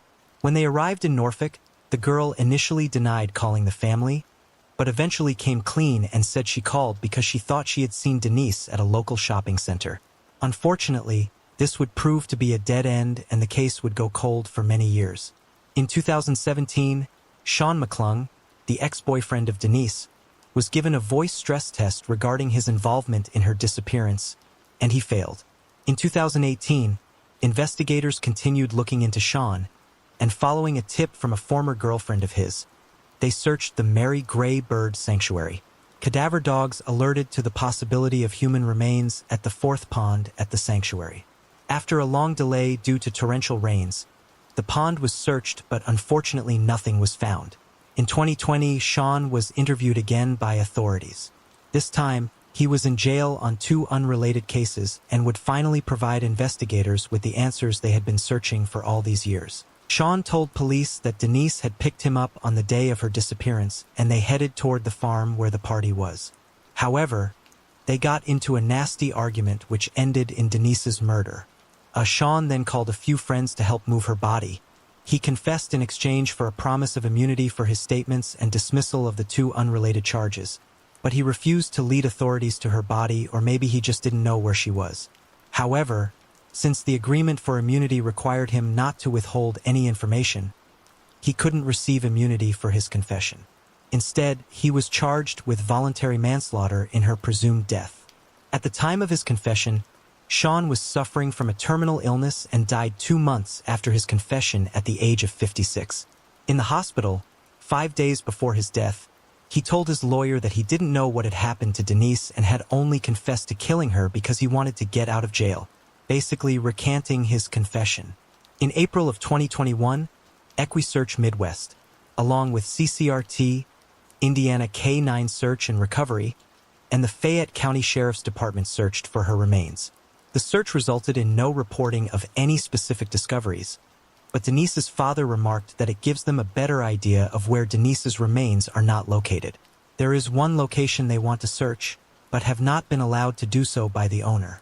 This property is owned by the Johnson family with a pond that has since been filled in. Another search was performed in October of 2022 by the Indiana K-9 SAR team free of charge. They searched different properties based on information from Denise's family. Those property owners were cooperative and also very helpful with the search. Her parents remain hopeful and determined to find their daughter and properly lay her to rest. So what do y'all think? Did Sean kill Denise, or was he just trying to get out of jail? Jessica O'Grady was born in Nebraska. At the age of 19, Jessica was a sophomore at the University of Nebraska with dreams of becoming a teacher. She was paying her way through college by working as both a waitress at a local steakhouse and at a local daycare. People who knew her described her as lively and free-spirited. In 2006, she was living in an apartment at 5360 South 156 Court, Unit 324 in Omaha, Nebraska, with 2 female roommates. On the night of May 10th, Jessica and her friends were having a get-together at her apartment. At around 11 p.m., Jessica received a text message from a guy named Chris who asked her to come over and hang out. She agreed and headed for his home, but sadly never returned and was never seen again. 2 days later, her friends and family became concerned about her whereabouts and well-being. Finally, when she failed to show up for work, Jessica's family reported her missing. Soon after, they found her car abandoned across from the restaurant where she worked. The guy she was going to see was Chris Edwards, and this was confirmed by her friend, Carrie, who she called while she was on her way to his house. When Chris was interviewed, he said that he was at a movie with some friends, an alibi that checked out. However, that movie ended at 11:30 p.m. When asked about meeting up, Edwards told police that Jessica decided not to meet up with him and said he sent her a text the next day asking why she didn't come over. Little did he know that the investigator already had Jessica's phone records. After May 10th, he never sent Jessica another text message, which raised serious red flags to investigators. Edwards also tried to confuse the investigation by claiming Jessica visited his house on the night of May 9th. But this was proven false after they spoke with her family and friends. It was around this time that investigators also discovered that Jessica had recently taken a pregnancy test, and it was positive. But there was some confusion throughout Jessica's circle of friends because there was another Chris in her life. His name was Chris Ryan, and Jessica had dated him several months earlier. Police also found out that this Chris was on the sex offenders list and had served over 2 years in prison for his crime. However, he also had a solid alibi, and phone records showed that the two had not communicated in the week prior to her disappearance. When investigators looked through her phone records, they discovered at 12:29 a.m., over an hour after Jessica left her apartment, she sent a message to a friend that said, "No more shenanigans for Jessica." Her friend knew for sure that Jessica sent the message because they were known to use the code word shenanigans when talking about sex. Investigators now wanted to know where she sent the text from, but certain phone companies do not keep a record of that for more than 24 hours. So police could not determine the location. Investigators learned that Chris Edwards had been dating other girls while he was with Jessica. One of them was his girlfriend Michelle, who was also pregnant. It was also discovered that Michelle and Jessica knew each other because they had both worked at the steakhouse. Edwards told Michelle that he wanted to build a life with her, but at the same time, he convinced Jessica that Michelle was just a fling. Jessica had already told Edwards that he was the father of her baby, and that she intended to keep it. On a hunch, investigators decided to re-interview Edwards. They noticed during the interview that he kept talking about Jessica in both the present and past tense, raising serious red flags with investigators. He had also confided in friends that he got Jessica pregnant by mistake and was not happy about it. During the interview, Edwards stuck to his story about being at the movies with friends that night, which investigators confirmed with security footage. But they also saw camera footage of Edwards at a Walgreens the day after her disappearance, buying cleaning supplies and white poster paint and whiteout. Edwards lived in the basement of his aunt's house, and investigators asked if they could look around. He agreed, but strangely said he didn't want them to look at his bed or his camping equipment. During the search of his home, investigators noticed a section of drywall with different shades of white. After a closer look, they noticed that the shades were covering stains of blood. Edwards' explanation was that he had cut his finger. However, the splatter pattern was not consistent with a simple finger cut. They also found 2 swords, including an 18-inch long Bangkok battle sword. The weapons are often used in martial arts and could have caused the cylindrical blood spatter in his room. Though the swords had been cleaned, there were still traces of human blood. In the garage, luminol was used and it revealed that blood had been cleaned up. After turning over his mattress, police found a huge blood stain as well as blood on the headboard and comforter. There was blood in his car as well as a dirty shovel. Though the soul could not be identified, police sent the grass on the shovel to an agricultural college, where they concluded that it was the type of grass that grows on a golf course. Edwards' mattress and part of his ceiling were removed and taken to the forensic laboratory. Without having Jessica's body, the police had to get her DNA from her personal belongings, such as a toothbrush and hair from a comb. When the DNA results came in, it showed that her blood was all over his room, including the battle sword. Police and over 100 volunteers searched for Jessica's body, but she was never found. Edwards was ultimately charged with murder, but he continued to deny involvement. Prosecutors believed he was not serious about his relationship with Jessica, so he got angry when she told him she was pregnant. Edwards' alibi was that he had gone to a movie that night, but the movie ended early enough that he had time to meet Jessica at his home. He was offered a lesser sentence for disclosing where her body was, but he refused. As a result, he was convicted of second-degree murder with the use of a deadly weapon. This conviction earned him a 100-year sentence with eligibility for parole in 2056. Over the years, investigators have tried to locate Jessica's body, but as of April 2023, she remains missing. Evelyn Throsby was born on May 11, 1892, and had a brother named Raymond. Over the years, Evelyn had gone through multiple marriages, with the first 2 marriages ending in divorce. She married 2 more times, but in each of those marriages, she was left a widow. However, they both left her with a very large fortune, which she invested skillfully with the assistance of a financial management firm. Her passion was traveling. She had been all over the world and would always leave an itinerary with her attorney in case he needed to reach her. In the summer of 1949, when Evelyn would have been about 57, she met a man 4 years younger than her at a society party. His name was Ewing Scott, and the couple married just a few months later in Mexico in 1950.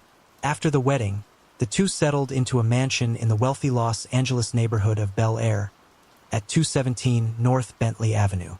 Following their marriage, Ewing gradually assumed control of Evelyn's finances, telling her he could manage her money better than her investment counselors.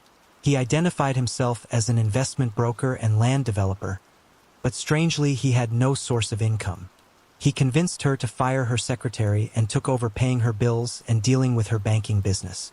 Shockingly, he told their maid that he didn't really love Evelyn and admitted to marrying her just for the money. He asked the maid to eavesdrop on Evelyn's telephone conversations and monitor her mail, but she refused and was subsequently fired. Ewing then urged Evelyn to convert her assets to cash, and so she cashed about $223,000 worth of securities. She also withdrew $180,000 in income from her estate, but left behind a substantial amount of money in bank accounts and safe deposit boxes. Friends and acquaintances reported seeing Evelyn with bruises while she and Ewing were married. Many of her friends, as well as her brother, didn't like her new husband at all. Unfortunately, this led to her and her brother Raymond becoming estranged. On the afternoon of May 16, 1955, Ewing and 63-year-old Evelyn took a Mercedes-Benz out for a test drive from a car lot. But strangely, only Ewing returned. This was the last time Evelyn was ever seen. The next day, Evelyn's hair salon received a call from a man who canceled all her upcoming appointments. They found this strange considering she had been going to this salon once a week for many years now. Sometimes Ewing would claim that Evelyn left the house to buy a can of tooth powder and never returned.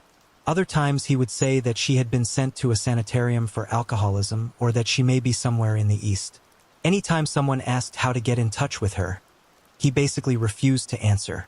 A friend of Evelyn's checked with all the sanitariums in the area, but Evelyn wasn't a patient in any of them. She received psychiatric treatment for anxiety several months in the late 1940s, but had been in good mental health for years prior to her disappearance. This friend also offered rewards for information leading to Evelyn's whereabouts. Still, the weeks and months went by with no sign of her, and Ewing refused to report her missing. Just 2 months later, in July 1955, Ewing began a relationship with Harriet Livermore, a divorcee. On March 5, 1956, Evelyn's brother Raymond Throsby, suspicious of Ewing, reported Evelyn's disappearance to the police, beginning the investigation. The district attorney soon learned that Ewing was forging her name to checks, and her brother filed a lawsuit demanding an accounting of all her assets. Los Angeles police arrested Ewing and charged him with forgery and fraud for looting his wife's bank accounts after they visited Evelyn's safe deposit boxes and found only envelopes filled with sand. Ewing had withdrawn large sums from Evelyn's safe deposit boxes and deposited those funds in his own accounts. Police then began searching for Evelyn, and upon searching her neighbor's backyard, where an incinerator was located, they found 2 pairs of her eyeglasses, dentures, and a few other personal belongings. They also found a pair of women's charred underwear. However, there was no indication that Evelyn's body had been burned in the backyard incinerator. Almost 1 year after her disappearance, a grand jury indicted Ewing for grand theft and forgery in connection with the liquidation of nearly $1 million of Evelyn's assets. Before he was supposed to come to court in May to make a plea, he fled to Canada and became a wanted fugitive. A few days later, his car was found abandoned in Santa Monica. A bullet had been shot through the window, but there was no blood in the car or the surrounding area. On April 16, 1957, he left Canada and headed for Detroit, Michigan, where he would purchase a car with Evelyn's money. However, upon returning to cross back into Canada, he was arrested. He was then extradited back to Los Angeles. Ewing insisted he did nothing wrong and argued that he could not be prosecuted without a body. During the 11-week trial, the defense produced witnesses who testified that they had seen Evelyn after May 16, 1955. One of them, a railroad ticket agent, said Evelyn had bought a train ticket from her in July and said she was leaving her husband, but that he didn't know it. After deliberating for 29 hours, they found Ewing guilty of first-degree murder.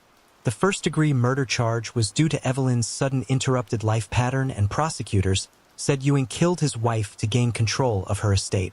While prosecutors were looking for the death penalty, the jurors gave him life in prison instead. Ewing was granted parole in 1974 but turned it down, saying to accept it would be an admission of guilt. He was eventually set free in 1978 after serving 21 years. After his release, he lived on a small state allowance in a rundown mid-Wilshire apartment, still insisting that his wife was alive. However, this would all change after a journalist named Diane Wagner wanted to write a book about the case and began talking to Ewing from time to time.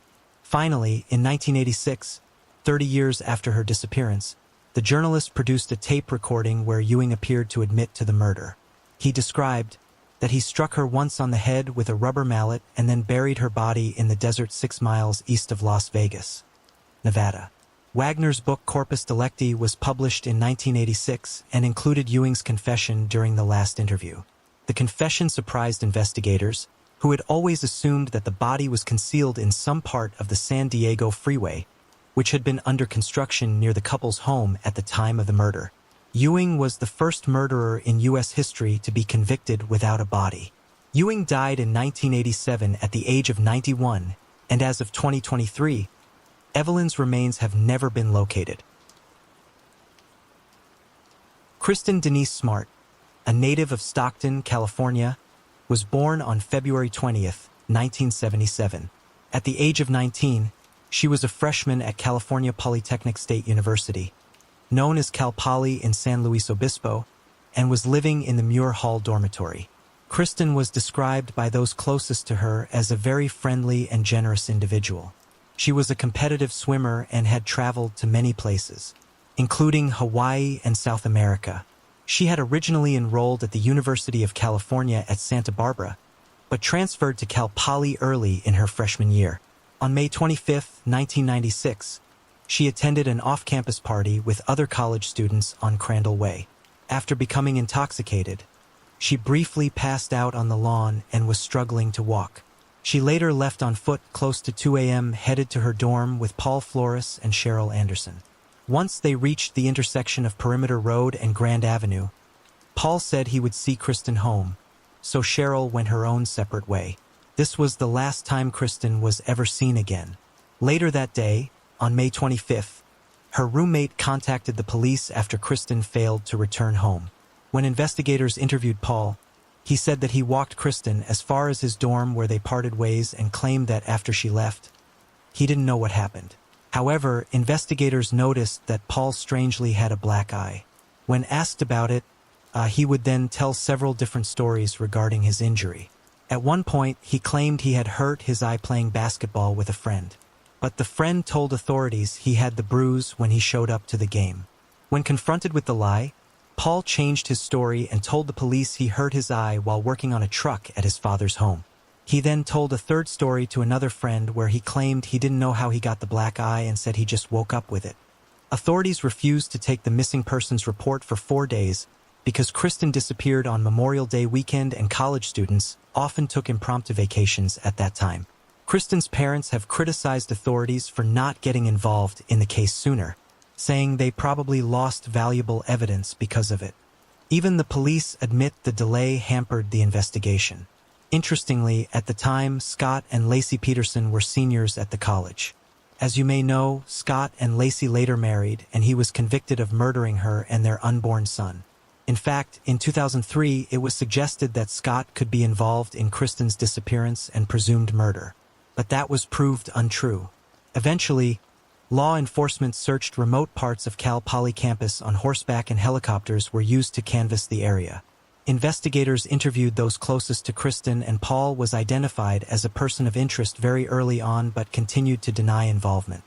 Cadaver dogs were sent into Paul's dorm room and alerted to human remains having been in the room, specifically his mattress. But no other evidence was located at the time. It was also suspicious that Paul had removed all his belongings from his room at Santa Lucia Hall before the search even took place. After Kristen's disappearance, he dropped out of Cal Poly but was already close to failing out. He was then arrested for driving while intoxicated and lost his driver's license. After Kristen's disappearance, he was charged with drunk driving several more times, totaling 5 DUIs by 2021. People who knew him while he was a student at Cal Poly stated that Paul drank heavily and tended to become loud and obnoxious when drunk. This behavior continued even after he left the school. He even had the nickname Chester the Molester while at Cal Poly due to his sexually aggressive behavior towards women. In 1998, 2 years after Kristen disappeared, Paul was arrested on suspicion of assault with a deadly weapon but was never prosecuted. Missing person posters and billboards offering rewards appeared along roads and in other public places. With no sign of Kristen, her family filed a $40 million wrongful death lawsuit against Paul. However, during a deposition, he refused to answer any questions, citing the Fifth Amendment. This ultimately led to the case being dropped. The Smart family persisted in getting investigators to develop evidence against Paul. Dennis Mahone, a friend of the Smarts, published a website that gave Paul's address and would update this address every time Paul moved. This led Paul's family to get a restraining order against Dennis, and he was jailed at least once for violating it. Kristen's family declared her legally dead in 2002, but the search and the investigation continued. In 2005, Paul's mother and her boyfriend sued Kristen's parents and Dennis, alleging harassment, severe emotional distress, and loss of income due to their behavior. Over a period of nearly 25 years, authorities executed 18 search warrants, submitted 37 items collected in the case's early days for DNA testing, recovered 140 new items of evidence, and conducted 91 interviews from 2011 to 2020. The authorities began to describe Paul Flores as the prime suspect in the case. In February 2020, law enforcement executed search warrants at 4 California and Washington state locations and removed items of interest. One of these locations was Paul's home in Los Angeles. In March 2021, investigators used cadaver dogs and ground-penetrating radar to search Paul's father Ruben Flores' property in Arroyo Grande, California, but they were still unable to locate Kristen. However, on April 13, 2021, nearly 25 years after her disappearance, the authorities announced that Paul Flores, now 45, and his father Ruben Flores, now 81, had been arrested in connection with her disappearance. In a statement, the Smart family described their long wait as bittersweet. Paul was charged with murder, and Ruben was charged with being an accessory after the fact. Accused of helping to bury her remains, both men pleaded not guilty. The day after the arrest, the district attorney said that Paul Flores had caused Kristen's death while attempting to sexually assault her in his dorm room. They then believe Ruben helped to hide her remains. On October 18, 2022, Paul was found guilty of murdering Kristen while Ruben was ultimately acquitted. In March 2023, was sentenced to 25 years to life in prison, the maximum allowed, with eligibility for parole in 15 years. Authorities believe Kristen's body was buried at Ruben's home at 710 White Court in Arroyo Grande, California, but was moved at some point. When they dug at the residence, they found a patch of undisturbed soil under the deck, consistent with a shallow grave. A cadaver-sniffing dog alerted to remains having been at that site. The soil had traces of blood in it, but investigators were unable to obtain DNA from it. They did, however, find fibers of various colors in the soil matching the colors of the clothing Kristen was last seen wearing that night. A man who rented a room at Ruben's home for 10 years said Ruben had spoken to him about Kristen and referred to her by a derogatory word. The tenant said the access door leading under the house was always padlocked, and in the 10 years he lived there, he never saw Ruben open it, not even once. Authorities also stated that in about 2014, when there was a leak in Ruben's kitchen, he refused to let a plumber go under the deck to repair it and was protective of whatever was under there. A neighbor of Ruben stated that in February 2020, she saw Ruben and his ex-wife, Paul's mother, Susan, and Susan's boyfriend, Mike McConville, trying to back an enclosed travel trailer up to the back of Ruben's house near the deck. The next day, the neighbors saw Susan and Mike at Ruben's house again, which struck her as odd since she knew they lived nearby and she had never seen them spend the night at Ruben's home before. In addition, the neighbors said she had never seen trailers at Ruben's house before or since and never saw Susan or Mike spend the night there after that one instance. When they searched Paul's home, police found sexually assault-themed pornography, homemade videos showing Paul having sex with women who appear to be drifting in and out of consciousness, and 2 prescription medications that could be used as sexual assault drugs. More than 24 women have made allegations of sexual misconduct against him dating back to the late 1990s.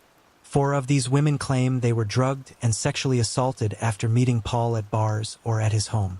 Investigators believe he enjoyed this level of abuse against women. As of April 2023, Kristen has never been found. In May 1974, the calm atmosphere of a small Florida neighborhood was shattered by the sound of gunfire. Despite witness statements, the case went cold for decades. Freddie Farah was born in 1940. At the age of 34, he had already established a stable and meaningful life for himself. He was married to Nadia Farah, the woman who shared in his dreams and stood beside him through the ups and downs of life.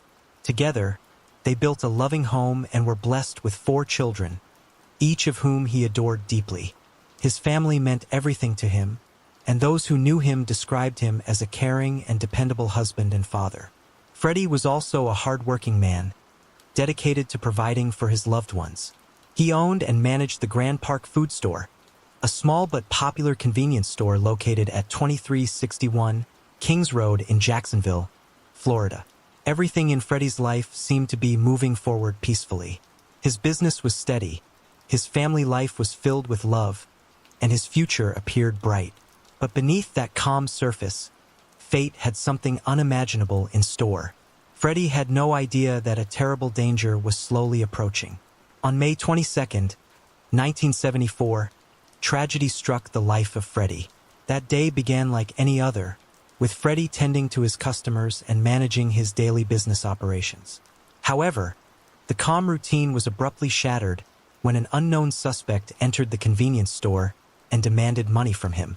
What started as a robbery quickly escalated into a violent encounter that would end in heartbreak. As the confrontation unfolded, Freddie moved away from the cash register, attempting to comply or perhaps diffuse the tension. The assailant then moved in front of the counter, closing the distance between them. Without hesitation, the suspect pulled out a firearm and opened fire, striking Freddie. The police were quickly dispatched to the scene following reports of the shooting. Emergency responders arrived promptly and found Freddie gravely injured. Despite their immediate efforts, Freddie's condition was critical. He was rushed to the hospital in hopes that his life could be saved, but sadly, his injuries proved too severe. Freddie was pronounced deceased, leaving behind his wife, children, and a devastated community mourning the sudden loss of a man known for his kindness and dedication. In the aftermath of the tragedy, law enforcement began an intensive investigation to identify the person responsible for the senseless act. The officers collected evidence from the store and began interviewing potential witnesses. One witness who had been inside the store during the incident reported hearing the suspect shout, "Give it to me," or "This is a holdup," moments before the shooting took place. The same witness described seeing a black male fleeing the store immediately after the gunfire, running out the door and disappearing from sight. Strangely, despite the apparent robbery attempt, the suspect did not take any money from the cash register or anywhere else in the store. This unusual detail puzzled the investigators and suggested that something may have gone wrong during the attempted robbery, or that the crime might not have been motivated purely by theft. The investigators had very little to work with beyond a few fingerprints collected from the crime scene and the witness statements recorded at the time. As years turned into decades, the file on Freddie's case grew cold, leaving his family and the Jacksonville community without closure. In 2016, more than 4 decades after Freddie's life was tragically taken, the Jacksonville Sheriff's Office Cold Case Unit decided to revisit the case using advanced forensic technology unavailable at the time of the original investigation. The detectives turned their attention to the evidence that had been preserved from 1974, including several fingerprints collected from the scene of the crime. With the help of the modern automated fingerprint identification system and newly expanded databases containing millions of digitized prints, the investigators hoped that technology might finally reveal what years of searching could not. Their efforts soon paid off. In 2017, the Cold Case Unit received a long-awaited breakthrough.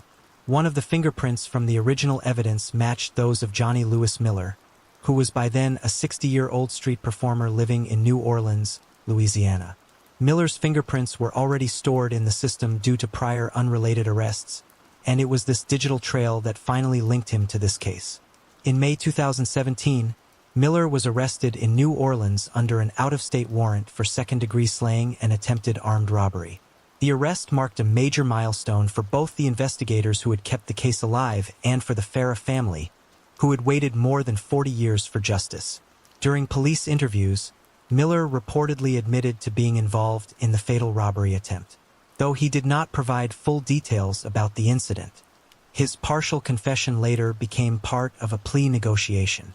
In April 2018, Miller agreed to plead guilty to a lesser manslaughter-type charge rather than face a full trial for slaying. As part of the plea agreement, his sentence was set to time served, which amounted to the 344 days he had already spent in jail since his arrest. This legal resolution, while controversial to some, finally brought an official close to the decades-old case. A unique aspect of the plea deal required Miller to meet directly with members of the Farah family. During this meeting, he was expected to explain his actions and express remorse for the pain caused by his crime, an act intended to promote a form of restorative justice. For the Farah family, it was a bittersweet moment. Though no punishment could ever undo their loss, they were at least able to hear the truth from the man responsible for taking Freddie's life. Following the resolution of the case, law enforcement officials released a statement acknowledging the perseverance and dedication of the cold case unit. They stated, "We are happy to have been able to support the Farah family and will continue to do so through the court process. We also want to extend our sincere appreciation to the Jacksonville Sheriff's Office and their cold case team. 43 years is a long time, and we are so thankful that they took the time to review and reprocess this case. They remind us why, against all odds, against all logic, we still hope." Freddie's only son said, "People may ridicule me for saying this, but I almost feel sorry for him. He came from nothing and he is going back to nothing. It does me no good to have him sit in jail. Now I have my questions answered. I was a 6-year-old kid, and I needed answers. So now I'm at peace." As Miller left the court, he mouthed the words, "Thank you," to the family. Bobby responded with a thumbs up. In May 1998, a building manager in the San Francisco's Diamond Heights neighborhood uncovered a horrifying scene. Despite numerous leads and interviews, the case went cold. Lisa Christine Valdez was born on September 6, 1961 in San Francisco, California. As an adult, Lisa pursued a career as a computer programmer. Outside of work, Lisa cherished spending time with family. One evening, she decided to host a small dinner party at her Diamond Heights condo. The gathering was intimate, just Lisa, her mother, and her mother's boyfriend enjoying each other's company over a quiet meal. For Lisa, it was another opportunity to celebrate the closeness she held dear. A simple night meant for good food and warm conversation. But as the evening unfolded, an unseen danger loomed on the horizon. On May 20th, 1998, the building manager of Lisa's condo made a horrifying discovery. After investigating a foul odor coming from her unit, he noticed that the door was slightly open and decided to check inside. What he found would shock the entire community. Inside the home, the authorities soon confirmed that Lisa was deceased, her body showing signs that she had been lifeless for several days. The scene was brutal and chaotic, suggesting a violent struggle and a frenzied attack. Lisa had been stabbed more than 20 times in her upper body and face, the sheer number of wounds revealing the level of rage behind the assault. She also bore defensive injuries on her hands, indicating that she had fought desperately for her life. Because of the advanced state of decomposition, the investigators could not determine whether she had been indecently assaulted. The bedroom was soaked in blood, especially on the mattress and pillows, testifying to the savagery of the crime. Adding to the disturbing nature of the scene, Lisa's long hair had been cut, leading the investigators to believe the perpetrator may have taken it as a trophy. As the investigation began, Lisa's mother provided critical information to the authorities. She told them that she had last seen her daughter on the night of May 16th, when Lisa hosted the dinner party for her and her boyfriend. They had spent the evening together, and Lisa appeared happy and relaxed. Her mother left around midnight, unaware that it would be the last time anyone would see Lisa alive. The next day, Lisa missed her regular dance class, something highly unusual for her. For days later, her body was discovered. Lisa's mother also told the investigators that her daughter took great pride in her long hair and would have never willingly cut it. This detail supported the police theory that the perpetrator was responsible for the disturbing act. A neighbor further contributed to the timeline, reporting that around 1:26 a.m. on May 17th, they heard a loud noise followed by the sound of someone running down the stairs. Around the same time, Lisa's computer was abruptly turned off, which led the detectives to conclude that she was likely attacked shortly after the dinner party ended. Forensic analysis revealed the presence of male DNA in the blood evidence collected at the scene, along with latent fingerprints on the bathroom toilet seat. The investigators also interviewed Lisa's housekeeper, who said that she had visited the condo on May 18th, 2 days after the dinner party. The housekeeper recalled seeing Lisa's body on the floor and hearing a male voice inside the home. Believing that she had interrupted something, she quickly left without realizing the gravity of what she had witnessed. The detectives pursued several persons of interest, testing their DNA against the evidence collected from the crime scene. Each one was eventually ruled out, leaving the investigators without a match. The male DNA and fingerprints failed to match anyone in existing databases. Despite the initial leads and physical evidence, the investigation slowly lost momentum. Without new information or suspects, the once active case eventually went cold. In 2011, more than a decade after Lisa's demise, the investigators received an unexpected hit through Cody's. The DNA profile recovered from the bloody crime scene matched that of a man named Anthony Quinn Hughes, who was about 52 years old at the time. The match came after Hughes was arrested in San Francisco for a shoplifting charge, during which his DNA and fingerprints were collected and entered into the system. What began as a minor offense suddenly reopened one of the city's most haunting cold cases. The investigators confirmed the match through multiple lines of evidence. Along with the DNA link, a fingerprint lifted from the toilet seat inside Lisa's condo matched Hughes' middle finger. This physical evidence placed him directly at the scene of the crime, even though his name had never appeared in the original investigation. The sudden emergence of a suspect after so many years stunned both the detectives and those who had long followed the unsolved case. When Hughes was brought in for questioning, he initially denied knowing Lisa at all. However, as the interrogation continued, he eventually admitted that he had known her during their teenage years. He claimed that they had dated briefly in high school and said that he had run into her once in the 1980s, but insisted he had not seen her since.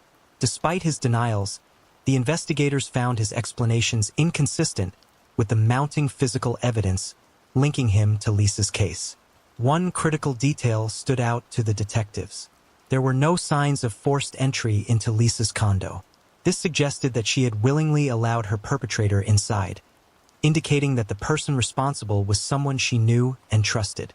When the investigators presented Hughes with the forensic findings, his demeanor shifted dramatically. In a shocking moment during questioning, he asked for a pen and then stabbed himself in the chest and neck before the officers managed to subdue and save him. His violent reaction further raised suspicions about his guilt.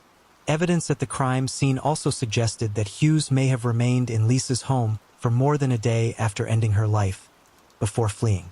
The state of the apartment and certain forensic indicators supported this unsettling theory. Eventually, in December 2015, the case proceeded to trial, where Hughes was convicted of first-degree slaying.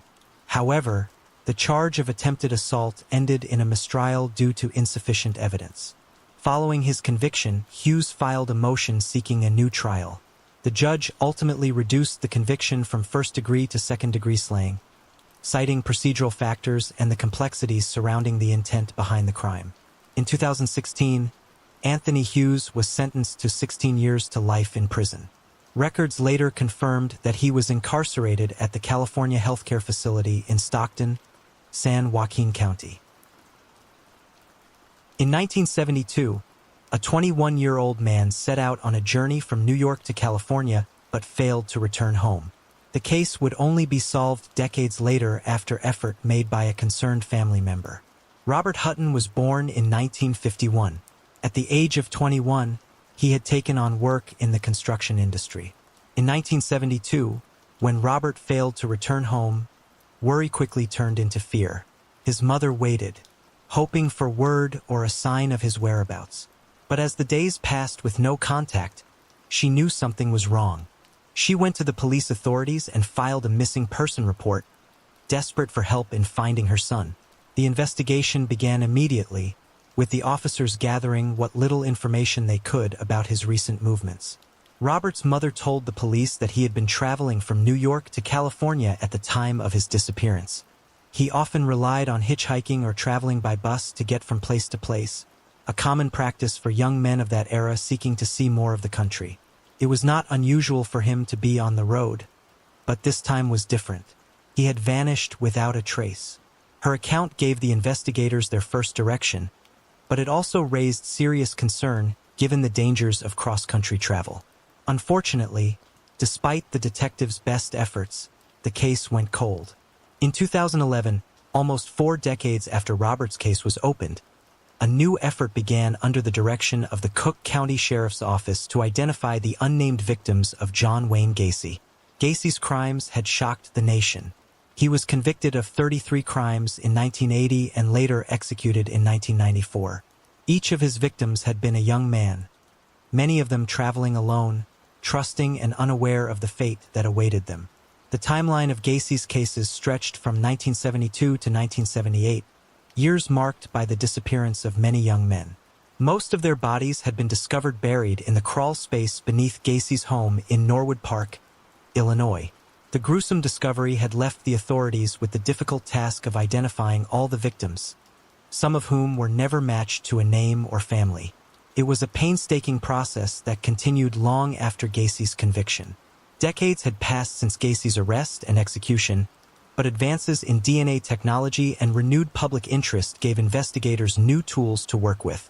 They invited families of missing persons from the 1970s to come forward, submit DNA samples, and share any information that might help match the unidentified remains to a name. It was a wide-reaching effort to finally bring closure to families who had been waiting for answers. Among the families who responded was Robert Hutton's. His sister submitted his name to authorities as a possible Gacy victim, believing it was finally time to find out what had happened to her brother after all those years. The investigators noted that Robert fit the general profile of many of Gacy's victims. He was young, on the road, and often hitchhiked or took the bus, patterns that matched those of others who had fallen prey to Gacy. The fact that Robert was traveling across the country, likely passing through Chicago during that period, raised unsettling possibilities. The more the authorities looked into it, the more it seemed plausible that Robert's disappearance might be connected. The investigators began following the lead, using updated records and resources unavailable in the 1970s. Their search led them to a man named Robert Hutton living in Colorado, who shared the same basic identifying information as the missing young man. From there, the trail extended further west, eventually reaching rural Montana. It was there that the authorities located the man who had once been presumed deceased, alive and living quietly under the same name. In April, the investigators confirmed that this man was indeed the same Robert Hutton who had disappeared in 1972. When questioned, Robert told the police that he had simply gotten caught up in the lifestyle of the 1970s. He explained that as the years went by, embarrassment over having lost contact with his family made it easier to continue avoiding them. What had begun as youthful freedom slowly turned into decades of silence. Robert also shared that he had made attempts to reconnect in the 1980s and 1990s, but had difficulty finding his relatives after so much time apart. Ironically, he never knew that the owner of a nearby bar, just a few miles from where he lived, was his stepmother's brother. The years had separated him from his past so completely that even familiar faces and connections were hidden in plain sight. After being found, Robert reunited with his father and sister, closing a chapter that had remained open for nearly 40 years. The confirmation that he was alive brought both shock and relief to his family, who had long feared the worst. With Robert's reappearance, the missing person case that had once linked him to one of America's most infamous serial offenders was officially closed.